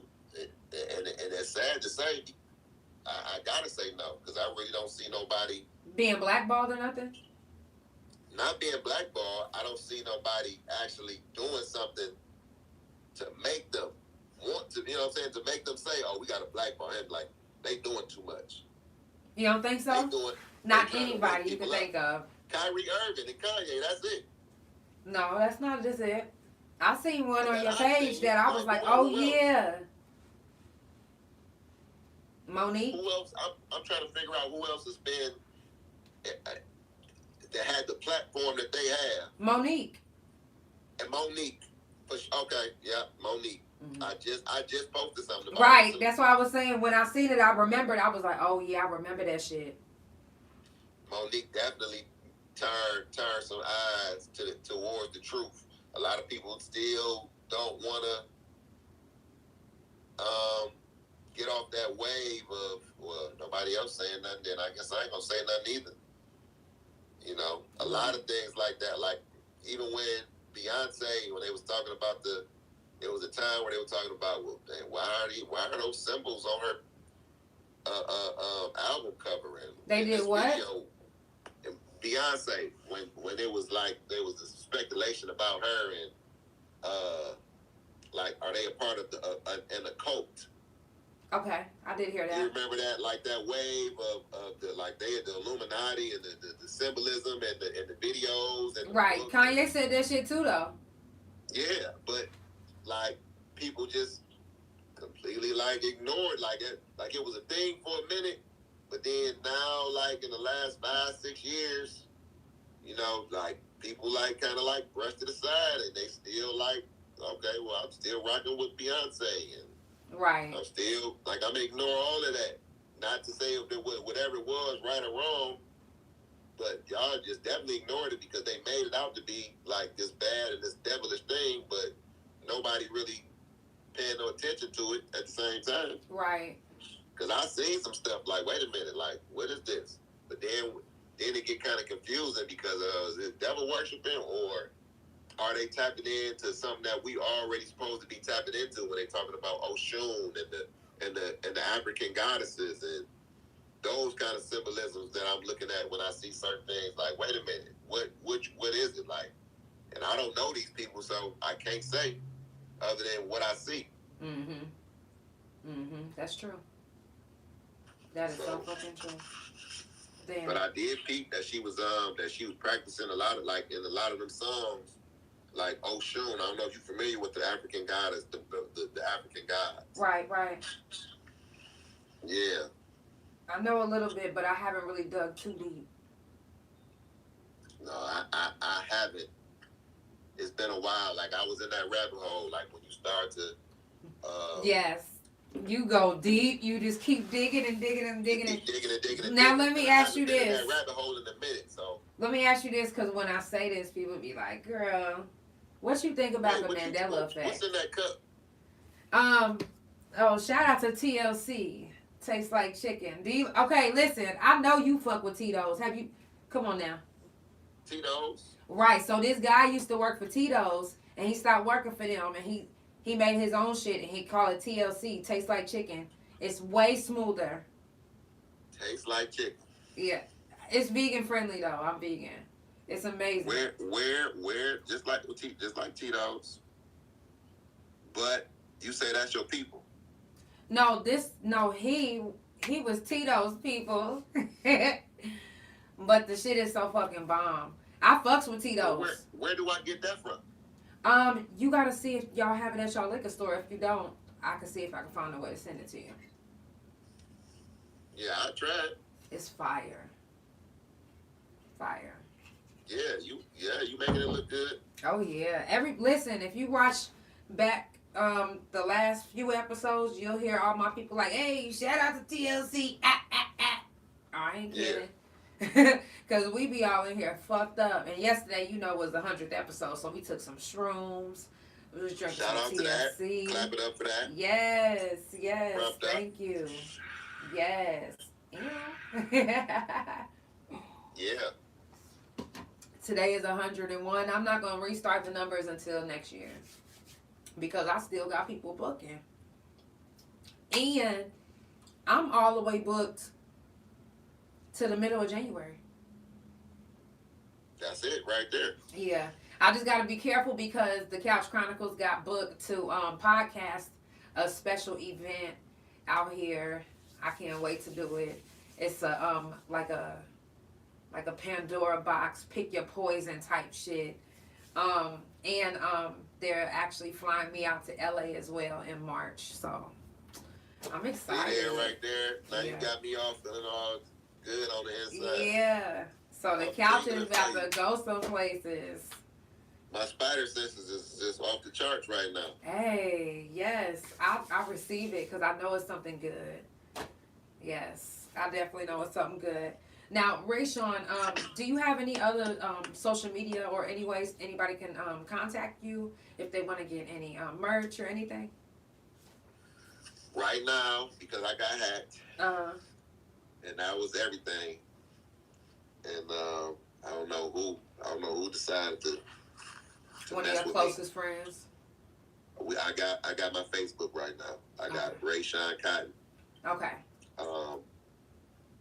From there, going into the new year, all the links to the YouTube page, to the Detroit Love Everybody page, to the links to Comic J Will, to Calico, to Cash Calico. Kid, to all my affiliates is going to be to Janelle Rez. All of these affiliates are going to be linked up to my Facebook, and you'll be able to get to whatever you need.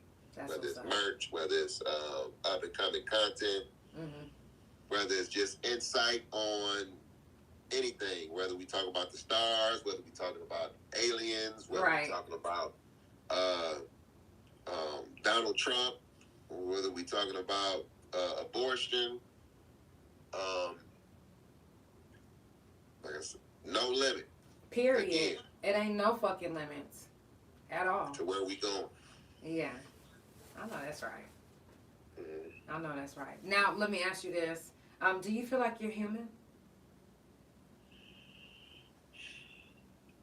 I might not be of this earth. Okay. But human, I'm inhumane. Okay. I'll say that. Okay. I might got a little bit of that Anunnaki blood in me. Okay.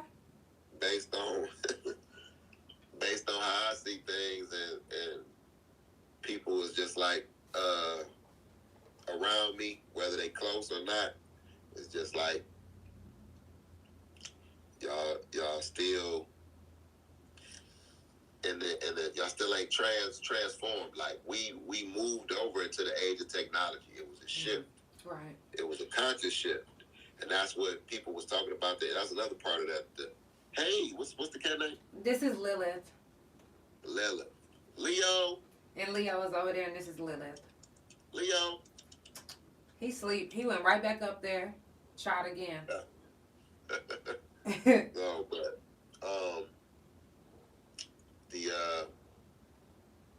where were we with the what you were just don't talking lose about? me, right? No, I'm not losing you. I'm drunk. I need to catch up with the rest of the world. People, like I say, people just all around you, like they not on that level when it comes to that conscious shift. Like, right. They was talking about the end of the world. It really wasn't the end of the world. It was the end of an age. Mm-hmm. We were in the age of Pisces, right, which was the age of religion. Mm-hmm. Over 800 some religions in the last 2,000 and some years have popped up and followed and failed, and that's where a lot of these wars and stuff. Oh, you Christian? Oh, I'm Muslim. Oh, you want to beef and fight. And right. But we moving away from the age of religion into the age of Aquarius, which is the age of technology. Mm-hmm. As you can see, look at what we doing. Look at like you would rather have your phone. You'd rather be without your car for a day than your phone. Oh wow. Nowadays, most people are a week or whatever. Like, which one of these? I'm gonna take your car for a few days, or I'm gonna take your phone. Most people are gonna keep their phone. Because I could be anywhere. I'm right there on the couch with you in Oklahoma right now. Mm-hmm. What I need a car for? I'm right here with you now. right. That's true. Right. So, yeah, we're in the age of technology. We went from, horse and carriage for 2,000 years. Mm-hmm. We was a horse and carriage for the longest. Mm-hmm. And wagons and shit. Then all of a sudden, we, in the last 150 years, versus the 2,000 years before that, for 2,000 years, we were just on horseback and wagons. Right. Then all of a sudden, the last 150, we got satellites in the skies. We get submarines and airplanes and, high-tech trains and hoverboards. You know what I'm saying? Like, the technology has, like, sparked because we moving into that age. Like, and now we doing the conscious shift. Hopefully we can, get more Janelle Reyes out here. Hey. With the conscious shift or whatever. Make the kids come up, you know what I'm saying? Mm-hmm. And follow that. You know what I'm saying? Yeah, seriously. Seriously. Now, do you feel everything that you state is facts? There's no such thing as science fiction. That's what I feel. There's no such thing as science fiction in life, period. Right. Anything that you think of, anything that was thought of, it's already happened, or it's happening, or it's about to happen. Like, somewhere in a far, far away galaxy is a Luke Skywalker really fucking some shit up. Yeah. You know what I'm saying? Like, somewhere it's another dimension. It's some Guardians of the Galaxy. Universe. Guardians of the Galaxy. It's another you somewhere. Yep, it is. It's another you that instead of going to the store, you didn't make that left. You made the right. Mm-hmm. You know what I'm saying? And you might be way, way up. You might be flew up, or you might be, ain't no telling how life go. But every step of the way could have been a different step. Right. And because you can think about that, then you can sit there and daydream, and you can imagine a life right now. Like, boom, me and Janelle, we got 5 kids. Like, you can make that up in your head right now. And because I thought about it, that means it's a reality somewhere. Really? That's my brain. That's my, I'm That's all I'm saying, Yeah. really. Yeah. I guess that's the interesting part of me. Like, when I start thinking like that and I start speak, Mm-hmm. um, those that energy. When I speak out that energy, like it might be a little bit different than what normal people hear. Right. Now, why do you feel like you're so opinionated?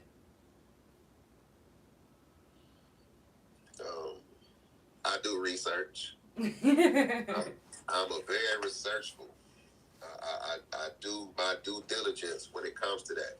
I'm not gonna speak on a subject matter. I'm not gonna speak on a person, a place, or a thing if I haven't done due research. Right.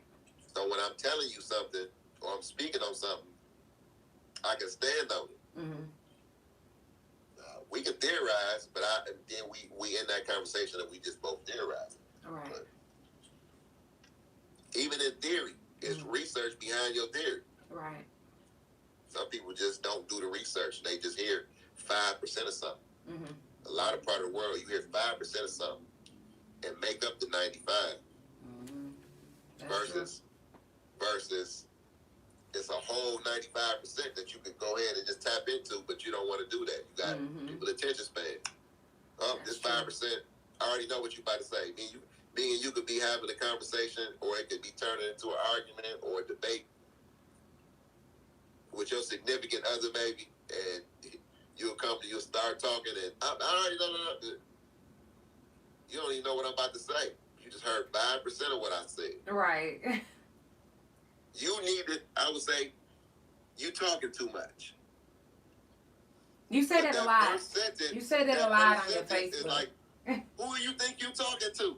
I'm talking too much. What you mean? Blah, blah, blah, blah. Be quiet and let me finish what I got to say. Here, listen to the rest of the 95 and maybe it'll come to fold. After, but you know what? I do need to shut up. I do need to, That's what she said? take a chill pill. No, I'm just an example of just like. Oh, this is what you put in your mind, and this is okay. Yes. Yes, Miss Trump. Because living in Detroit, I noticed that the men are very different. They don't like women back talking. They don't like really like women standing up for themselves. To me. Really? Yes. Well, because they don't know how to. I mean, women. A lot of men, and this is part of that the whole setup with Section 8 and child support and the crack epidemic, and I'm gonna give you WIC, and I'm gonna give you child support and all this or whatever. We're gonna put the crack in, whether they selling it or using it, and break up these families. And say, I had a woman say, I don't need no man. I could do it on my own. And then the kid hearing this, fuck this nigga. You know what I'm saying? La, la, la, la, la. So when the kids grow up and hear that, a man, he growing up, he like, well, shoot, niggas ain't shit. You know, heard his mama say it. You heard, fuck that nigga. Shoot. And then when you grow up, you like, well, shoot, I'm a nigga. I ain't shit. So this nigga right here, he definitely ain't shit. And I will fuck him up. And now you on the news. Damn. Because that's how we think about each other. From a little, because they hear that. You hear something that, that's just some subconscious stuff. As a kid, I'm 3, 4, 5 years old, and I'm hearing my mama talking shit about my daddy, about how niggas ain't shit. Right. And fucking they can do it all on their own or whatever. And then you got the woman making the son the man, or trying to put him in the man's place.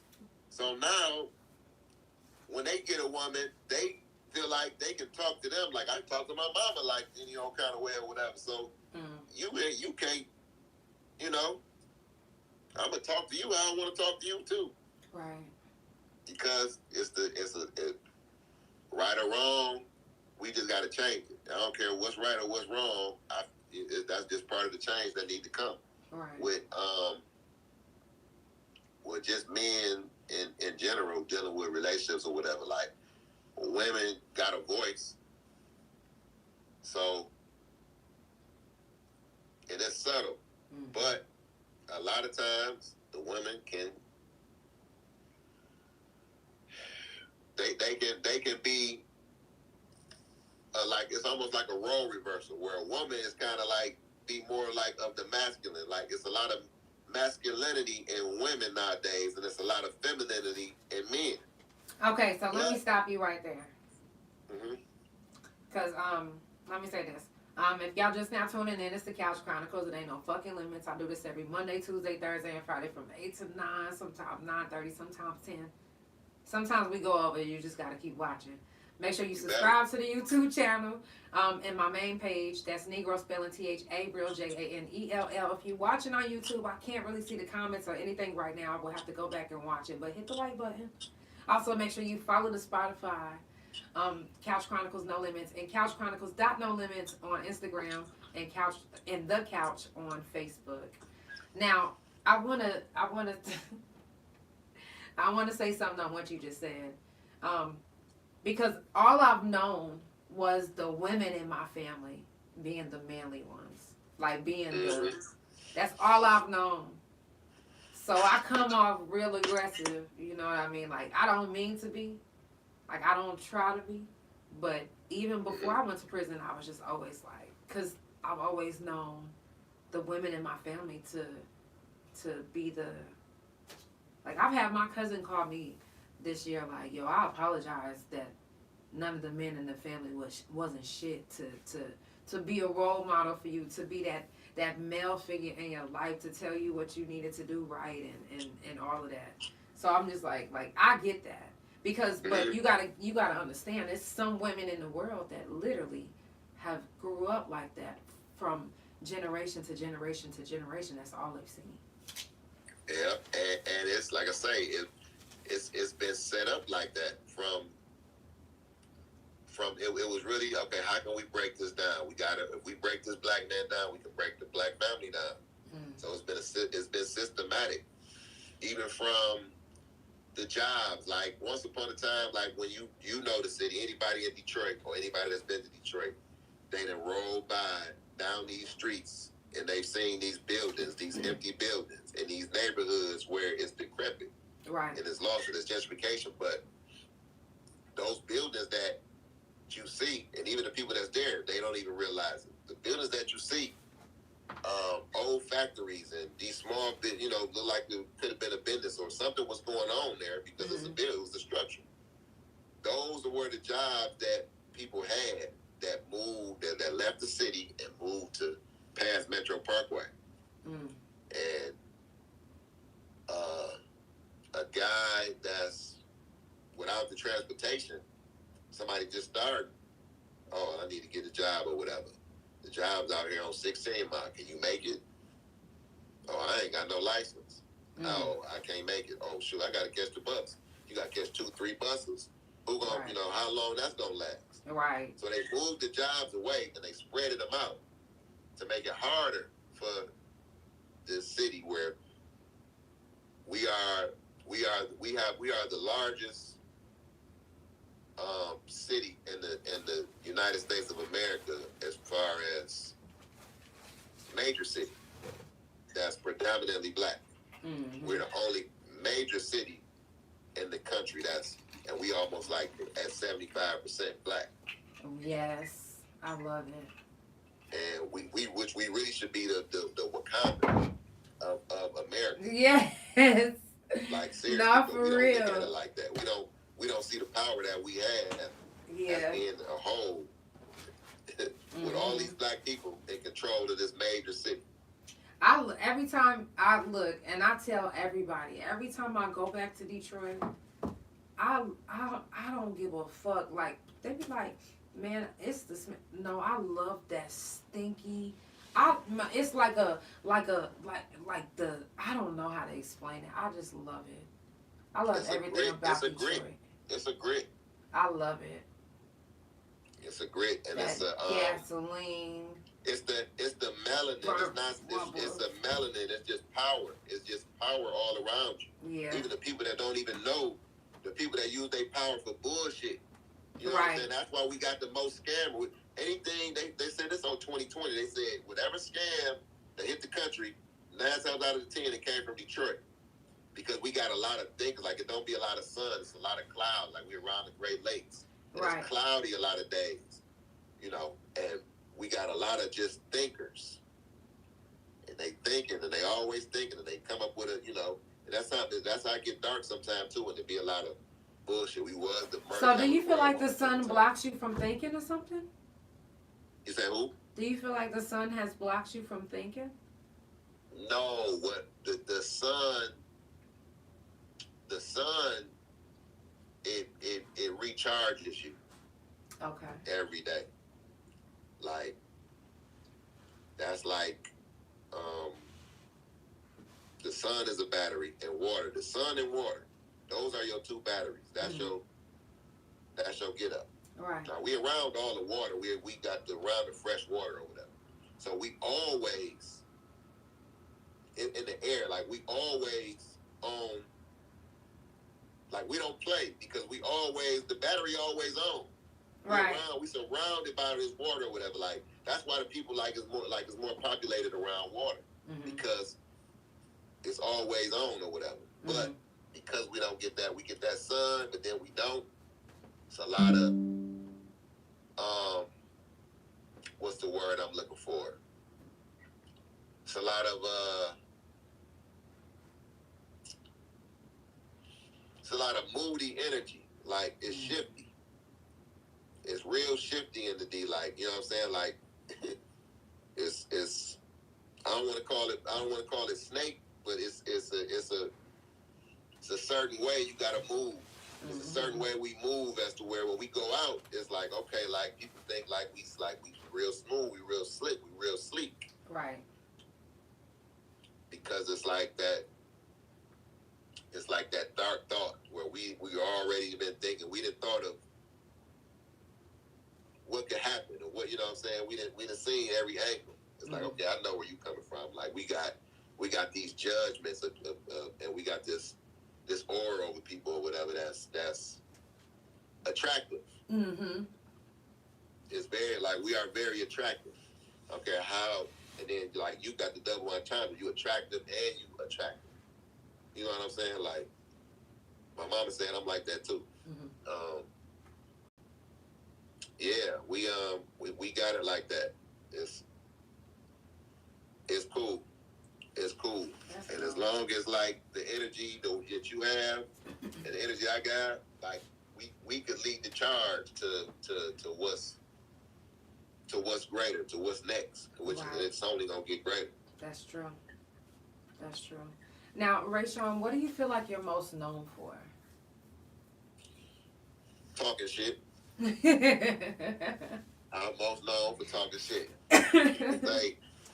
People say, "Oh, you funny." Like I started off. I've never had a serious job for longer than a year. And I'm 40, so like I've done. You what? Roofing. I'm 40. No, you're not. 40. For sure. Okay. And peep. So, and I've been maintaining. I done roofing for years. I worked at Home Depot. That was the last job, probably like 2011, that I had where I was getting a check. What kind of like pushed me away from, you know, when you from Detroit, most people get a job where? They come out of high school and then they start working where? Tell me, because I don't know. I know where I was working. The big three. You don't even want to know where I was working. I do. I do want to know where he's working. You're going to tell me right after this. But normally people get a job, either they go into the hospital or they go into Chrysler, Ford, GM. Mm-hmm. So, out of high school, I'm a vagabond because I'm staying here at my dad's house for a couple months, and I got kicked out. My stepdaddy kicked me out of my house when I graduated. I'm going to Wayne State. I was in the pre-med program. Okay. I was on my way to. I was actually in getting paid that summer, working in the laboratory. I had this was when the Ebola virus and SARS. I'm dealing with that. I'm Klexing water and all kind of weird stuff in this laboratory at Wayne State. And I got paid for it, but I got kicked out, and I'm living with my dad, living with my brother, living with my auntie, living at my homeboy house, going to the east, going to the west. Like, I'm everywhere. And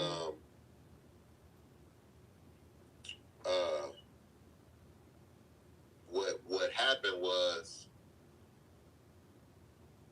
I think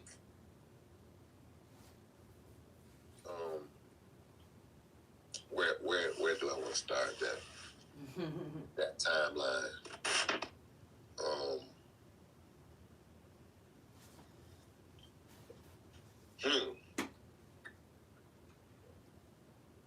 Ask me the question again.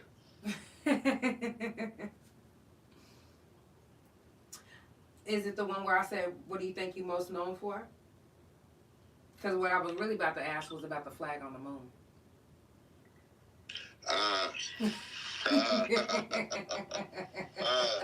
Yeah, what I'm most known for, talking shit. People know me for telling the truth, whether they want to hear it or not. Okay. And then that equals me to being full of shit. You full of shit. Because they didn't do their research. It get ignored because it brings out certain emotions out of people. So what I said don't matter. It's right. How dare you? You get it? Yeah. It's just a how dare you. It ain't what I said. Like, if you really listen to what I said, then you be like, oh, damn, you right, or oh, damn, I could change this. I need to. Nah, I'll just say, how dare you? Just proud, how dare you? I don't care if I didn't, if I'm going to get into it with the next 5 people because of this, or the last 5 people I done got into it with is because of this, and you bringing it out and you showing me. I don't care. It's you just disrespect me and you just hurt my feelings. Damn. So fuck you. Whether you right or wrong. Right. Do you get blocked off Facebook a lot? No, I've never even. Maybe one time I got a something saying that you teeter in the line of getting cut off. Watch what you say, or watch what you post. Yeah, I guess have I? Man, there's times where they block me off for 3 months. Who you cuss out? All type of people. You must have been on a rampage. No, what it was is, it was around the time where George Floyd had, all that stuff had happened, and you know what I'm saying, and I ain't, I just felt like I had to say some stuff, on my people's behalf, and some people just didn't like that. As far as some people didn't like that. Yeah. So. Yeah. They blocked me for 3 months. We said. Huh? We said what we said. Facts. I'm blocked right now because I said TF. What? That's it. I wrote TF. I'm not kidding. They talking about bullying. I'm like, what? Facebook, that's what I say earlier when I was like, Facebook, they really don't. That's why I almost didn't want to bring the Couch Chronicles because it ain't no fucking limits, and I'll be like, it be really some shit going on the couch sometimes. Let me get deep, niggas be. If you know what I'm saying, titties might pop out. They gonna block me. Now that's my kind of, you know, anything can happen. I'm very spontaneous like that. Anything can happen. Facts. And I ain't into letting nobody down, and we gonna put on the show. So. What's the most spontaneous thing you've ever done?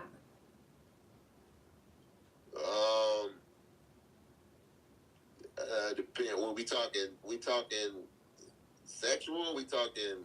No, we just talking anything in life in general.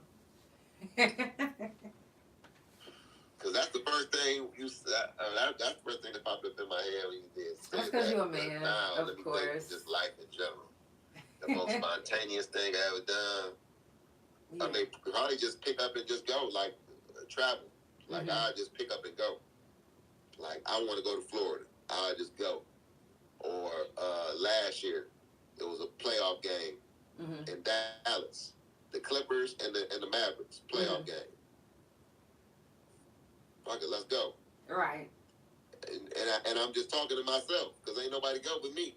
Oh damn. Like fuck it, let's go. Oh shit. I'm going next time. I'm right up the street from Dallas. Yep. When I drove, I actually drove to Dallas. I actually drove to Texas nonstop. From Texas, from Michigan to Amarillo. What was that, like 22? Yep, about 21. Yep, it was about 21. We it probably could have been 19, but we caught a flat. You caught a flight? I caught a flat. Oh, okay. In Oklahoma, caught a flat. Oh, that's the wrong place. Caught a flat. We had to sit a couple hours, and we pulled up to a tire change spot, but it was like a barn, though.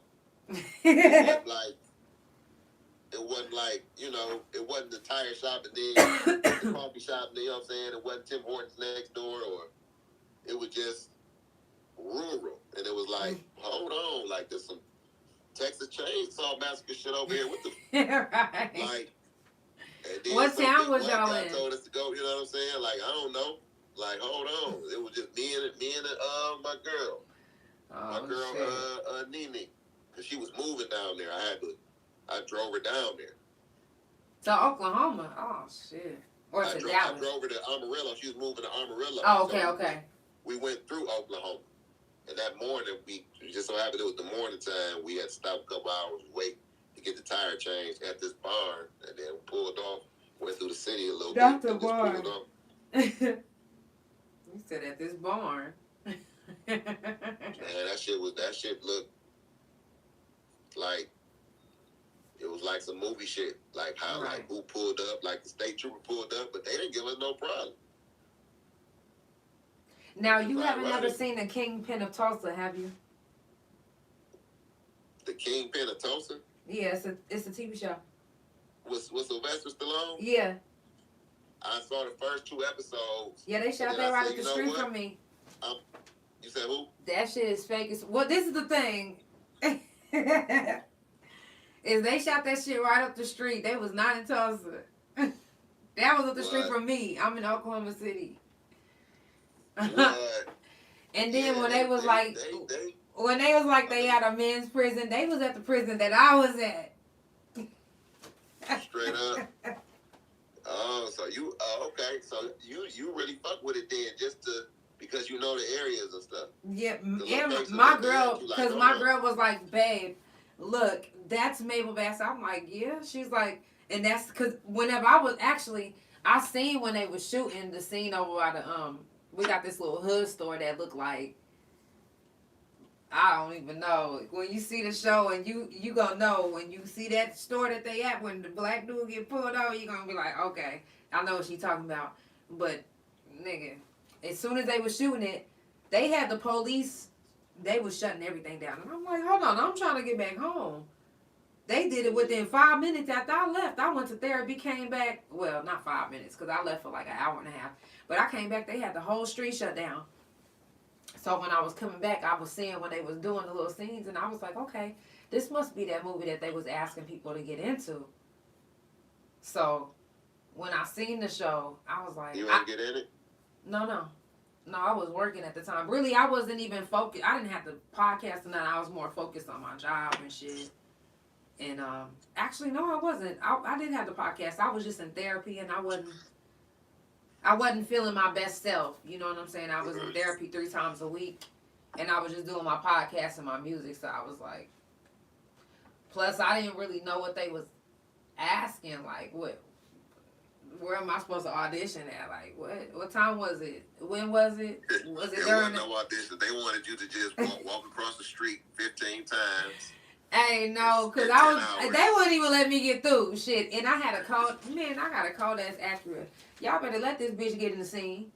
Shit. But I know they wanted to have that old feeling. So they was gonna have you in the background doing this. Nah, it was some people doing some shit in there. They could have had me doing anything. They could have just. But you know what? They supposed to have that old feeling. So they probably didn't want to see these diamonds in my neck. Like, ain't nobody had that shit back in the day. That's dope too. Thank you. I appreciate that. You know, I'm one of the best zodiac signs, so you know, we different. When your birthday? May 1st.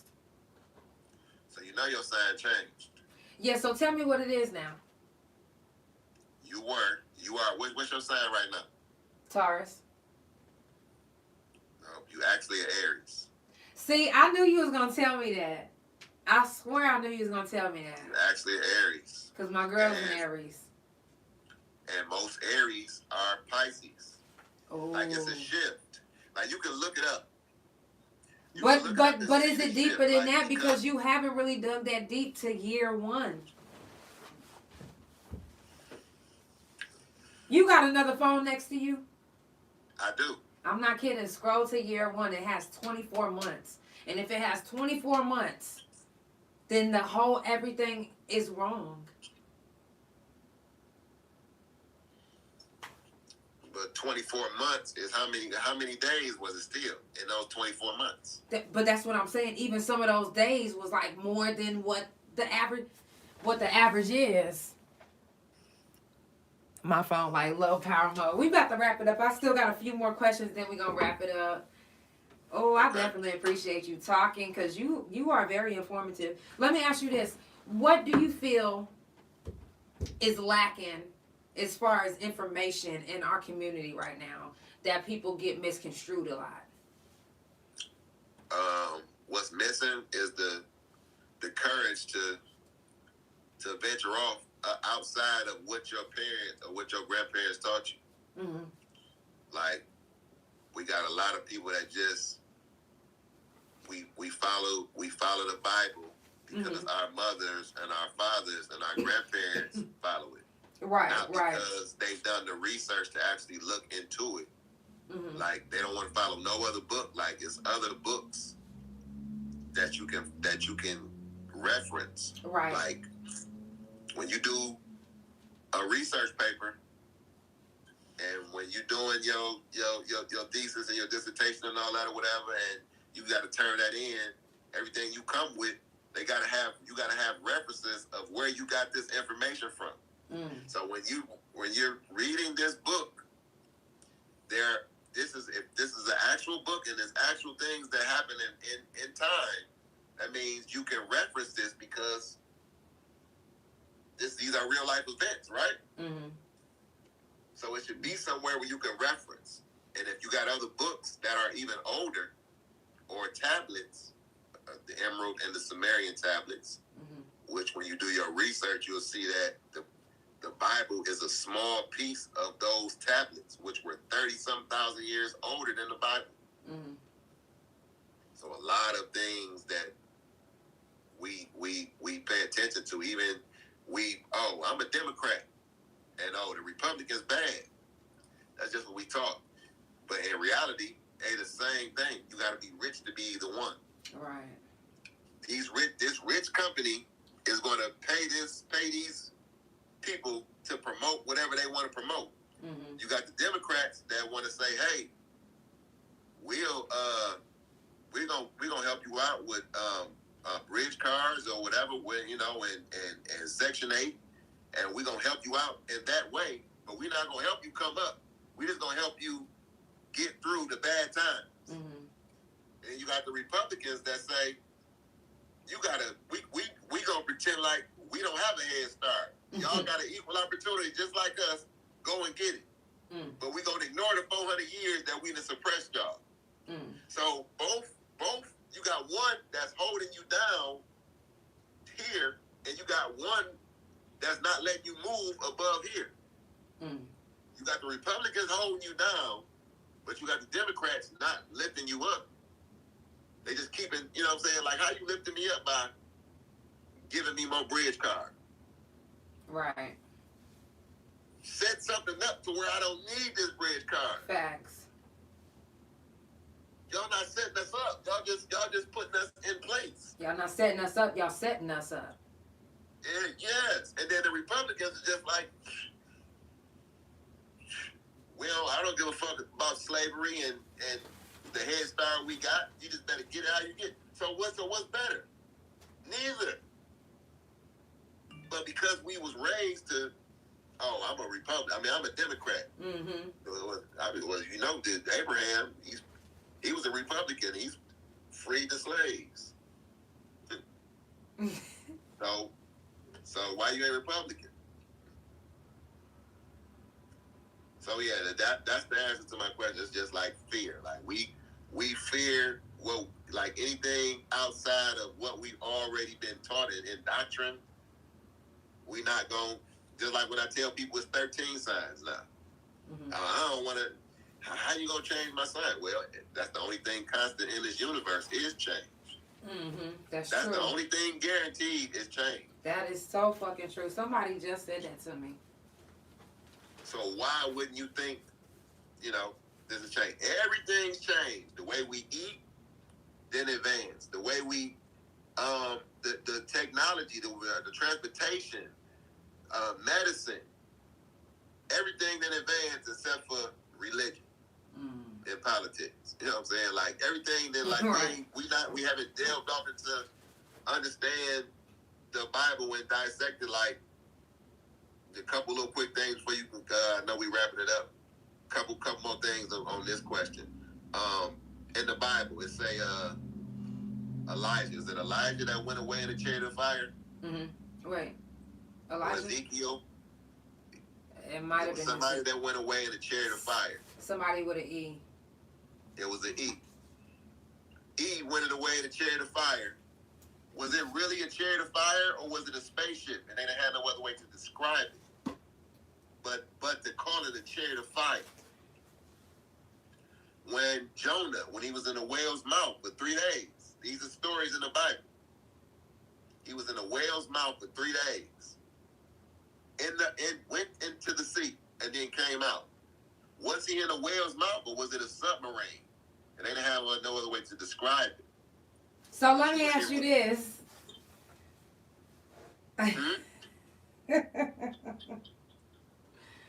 Do you believe that Noah's Ark, because they said that he had 2 of every animal, right? Right. Correct. So was it an ark, or was it like a time warp, something that he? It was an ark. But was it an ark that took him through space, or to different? My theory. If he had every animal in the world, right? 2 of every animal in the world, right? How big? Like if you literally had 2 of every. No, they gotta be literal. That's what they said in the Bible. They gotta be literal. But it was literal, but it wasn't literally the animals. It was the DNA. I can fit the DNA of every animal in the world. So what you mean though? You get it? Like how they talking about, like how you seen Jurassic Park, where they went inside the millions of years of the maple, and they got the mosquito, and they got the blood in them from the mosquito, and they took that DNA and they created all these animals. Like, so this DNA, nigga had a whole bunch of mosquitoes in some jars. I'm just playing. Computer chips. You got DNA of every animal in these little.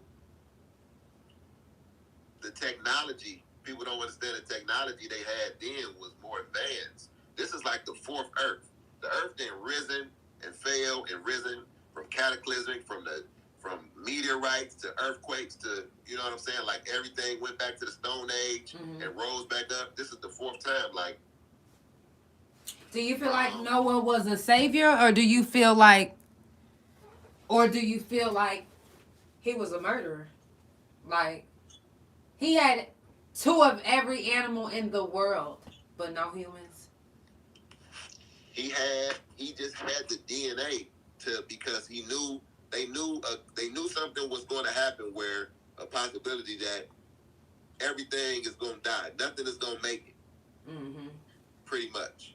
But if I got the DNA of all these animals, that means I can reproduce all these in the laboratory and put them back where I need to, wherever they go, wherever they see fit. So, but what about the humans that was there? Some of them survived. Did it say that in the Bible? That's where you got the Stone Age from. They had to relearn. Imagine like if everything just went bad right now, right? We lost all technology. We would essentially be back in the Stone Age where. So, but listen, this is what I'm saying. So, you think maybe a baby survives? Because they saying stone, they didn't know. They was talking like like. Look, I'm thinking. Like, so it was babies. No, you telling me it was babies that survived? No, it was like, let's say in New York right now. It's how many different languages they speaking in New York right now? Right. And if something happened to where everything went crazy and it was only, and we lost all technology and there was no way to get it back, who know how to grow? Who know how to refrigerate? Like who can rebuild the refrigerator with no technology? We would literally go back to the stone. We would literally go back to, it'll be gangs and after maybe like a couple generations, we wouldn't know what the fuck to do. We'd be back in the Stone Age. Motherfuckers be lighting fires with fucking sticks and stones. Right. Because we wouldn't know. Like the first few years, like how many people you know how to light a fire just out in the street, just off sticks and stones? Maybe one person. And where they at? They in Oklahoma with you right now? Yeah. See that? Maybe one person. That I know, though. That you know. But just saying that it's scared. Just little shit like that. Who know how to hunt? A lot of people out here. Yep. Grow your garden, but I'm thinking about the city people. I'm thinking about Detroit. I'm thinking about Chicago. See now,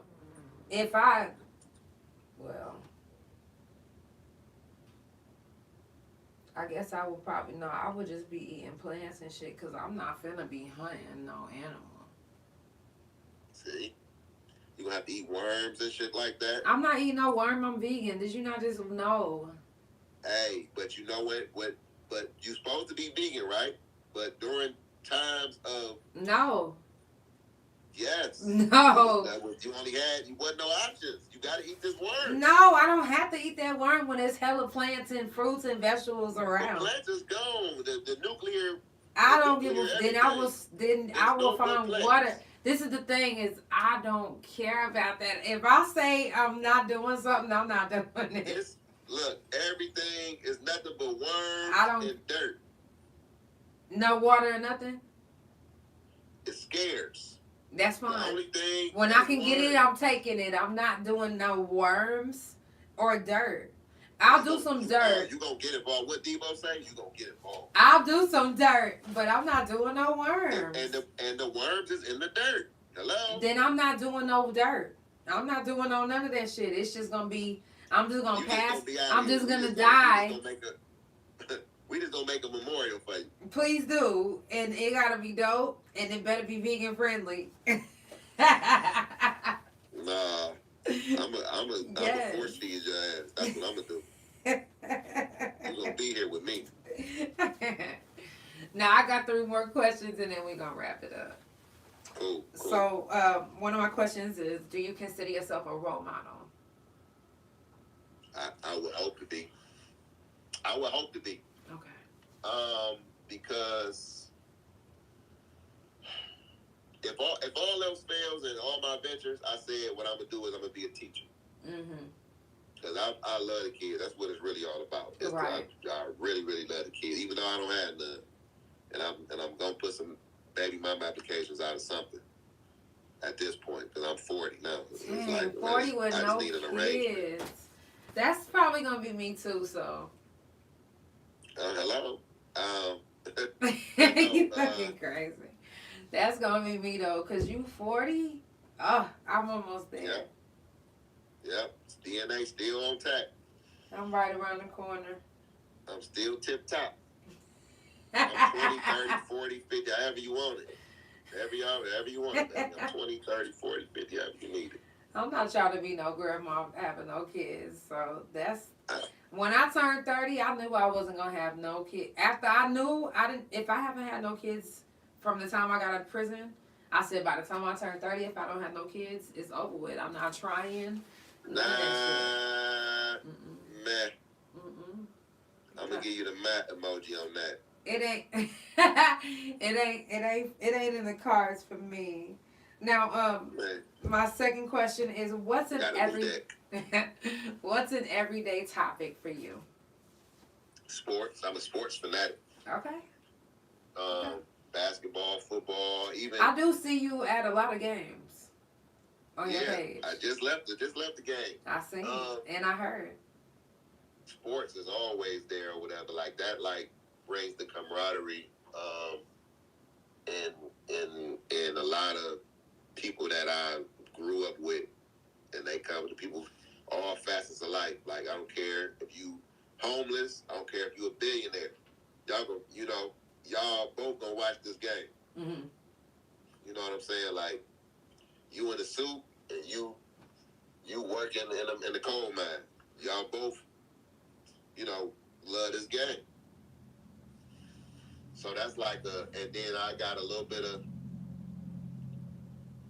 from being a kid, like that's just what we did. So it's still a part of your childhood, even though you're an adult. Like you still something that you can hold on to, the memories and the energy that you put into it. Mm-hmm. Is still a connection. So that's one of the deepest connections that I have, or that I feel like men have, is sports. Mm-hmm. Because you were doing it all your life.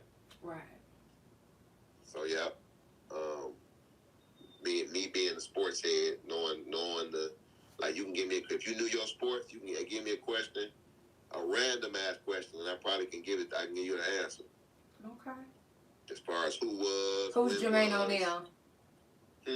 Who's Jermaine O'Neal? And what did he play? What team did he play on? He came out of high school.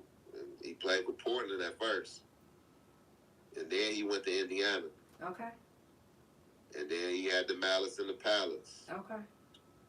And then he went to Miami. Then he went to, I think his last team was Golden State. It was. Now, why you say Jermaine O'Neal? You know him? No, I used to love me some Jermaine O'Neal. I used to follow everything he did. Jermaine. It just. Nigga named Jermaine. I don't know. It was just. I don't know. He was just your thing. Yeah, it was. To me, it was. I don't know. Like, I was a weirdo growing up. It was Jermaine O'Neal for me, and I love me some Allen Iverson. And did you ever meet them when they was here? No, and I almost got a chance to meet Jermaine O'Neal when he was in Oklahoma City. Yeah, you should have came out. When I was in DHS custody whenever he was out here. So you couldn't confess and profess. No, I couldn't do anything. I could barely even go to the game. Shit. Now my last question is, what is any anything that you can just leave for my viewers that's never seen you before? Some knowledge, any type of knowledge, anything that you haven't mentioned, that whether it be about stocks, whatever, just something that might open their eyes tonight and be like, oh my God, you know what? Let me go look that up because that motherfucker might be right, or just something that might just blow their mind tonight. I'm gonna say this. What we are now is what we are becoming. Mm. What we are now is what we are becoming. If you got dreams or aspirations to be something more or do something that never been done via you or your family or anything like that, and you're not actually working on it, and it's just a thought, and you're not doing it, then that's what you become. Whatever you're doing is what you're becoming. Mm-hmm. If you want to say, oh, I want to get into these movies, but I'm going to work at Chrysler for my first, when I get out of school for a minute or whatever. Mm-hmm. If you ain't got that concrete plan and you just working and you just say, well, this is what I want to do, but I'm going to do this for now. Mm-hmm. Then whatever you're doing for now is what you are becoming. Mm-hmm. You're becoming that Chrysler worker. As soon as you stop working at Chrysler and you want to go off and get your food truck and do what you really want to do, then that's when you are becoming that person. Mm-hmm. Or that thing. What you are now is what you are becoming. Mm-hmm. Your kids, I want y'all to put this detail into them. Something simple. When your kids watch a cartoon or when they play in the game, mm-hmm. and when they enter that cartoon and the credits start rolling or they beat the game and you start to see these names and all of this, each one of those names has something to do with creating what they are looking at. Mm-hmm. And they all got paid. Mm-hmm. So think about everything that you see, that you like, that you want. Somebody is getting paid from it somehow. You like this cereal? Somebody came up with this. Put this in their heads. Somebody came up with this, mm-hmm. and decided to with this taste and said, this is good. Do you like this? And next thing you know, they boxing it and they selling it. You watching this cartoon, somebody get paid, whether they the voices or the sound or the color, somebody's getting paid. All these names, people getting paid. You don't have to be a basketball player. Mm-hmm. You don't have to be a rapper. You could be, if you love this and you love playing basketball, you love basketball, period, you don't got to be LeBron James. Somebody got to be a referee. Right. Somebody got to be an announcer. Somebody got to, somebody got to be a trainer. Mm-hmm. As long as you're around the game and what you love, they're going to pay you. You're going to get paid right or whatever. Mm-hmm. Just stick with what you love and become that. Like, mm-hmm. what you are now is what you are becoming. Mm-hmm. What if they fear that they don't have no money to pay their bills because that was their only job? You got to write it down. You got to write down the plan. You have to write it down. Because at the end of the day, that thought process, without writing it down, is going to be, for my religious people, and just even spiritual. Like, if things weren't written down, then how do you? There's no structure behind it if it wasn't written down. Right. That's why you have laws. Like, laws are for structure. Right. You got to write it down. Mm-hmm. Anything you think of, write it down. Mm-hmm. Anything you want to do, write it down. It's gonna happen. It's more likely to happen when you write it down. Mm. You write it down, and every day you look at it, what you will do. Mm.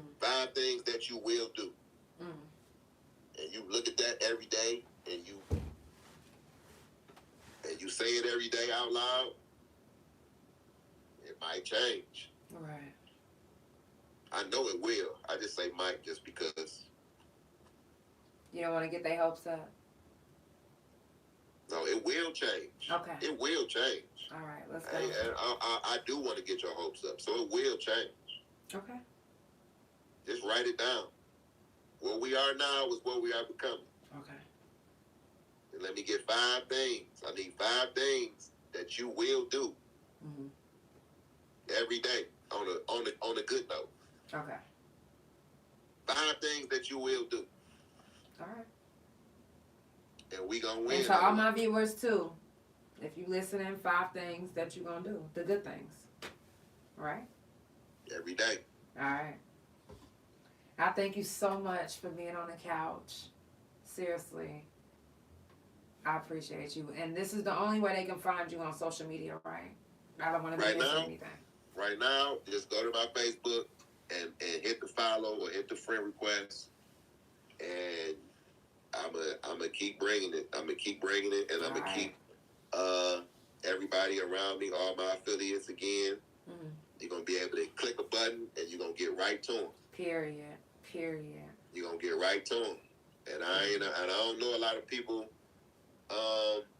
that's not doing well, and somebody that you might want to attach yourself to. Right. You know, all aspects. So I know that's right. Everybody that's looking, or everybody that's gonna see this, right. I promise you, the people around me is gonna they gonna glow and they gonna help you shine too. Somehow, some kind of way. It's all about support, love, good vibe, and positive energy, and that's all I'm here to spread. And I know you are too. So I definitely appreciate you for being on the couch. If y'all tuning in, y'all know we went a little over, but guess what? This is what we do. We like to vibe, catch a vibe. That couch so damn comfortable. Right. That couch so damn comfortable. Hey, next time you're going to be here, I'm going to cook for you. It's going to be a vibe. And whether you take shrooms or not, we're going to eat a shroom, and we're going to be feeling good. I ain't scared of no shroom. I kept yawning. It wasn't good. It was no good. It was, but I yawned. Nah. We call that the shroom. We call that the shroom yawn and the shroom sleep. You'll take a shroom nap and get right back up and be shrooming. Okay. So maybe you guide me on it, cause yes. I couldn't believe how many times I couldn't stop yawning. No, it's normal. Sometimes it's normal. It definitely is normal. I've been there. So okay. I definitely appreciate you, y'all. It's the Couch Chronicles, and there ain't no fucking limits. I'm about to go ahead and re-record for the Spotify, and I'm gonna have the Spotify up by tonight or by tomorrow. I got you, and I will send you the link so you can share it with your peoples. Yep, and send me that TLC. I got you. It's the Couch Chronicles, y'all. There ain't no fucking limits. Yeah. Love y'all. Thank you for tuning. Hold on. Let me look at my babies. Wait a minute.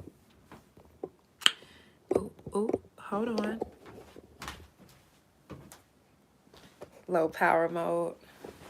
So, what did y'all think about the episode? I know y'all probably was like, damn, it's small. Da. But listen, all you got to do is go to the Spotify. Because I will have it up on Spotify. I'm about to record it right now. And I'm going to have it up on Spotify by tomorrow.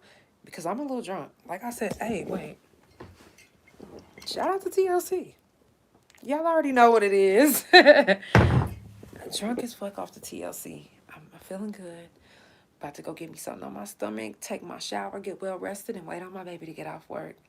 I love y'all. It's the Couch Chronicles. It ain't no fucking limits. Make sure you follow the page, couchchronicles.nolimits on Instagram, Couch Chronicles No Limits on Spotify, and The Couch on Facebook, because we was live on Facebook just now. So I love y'all so much, and I will see y'all Thursday. Ew.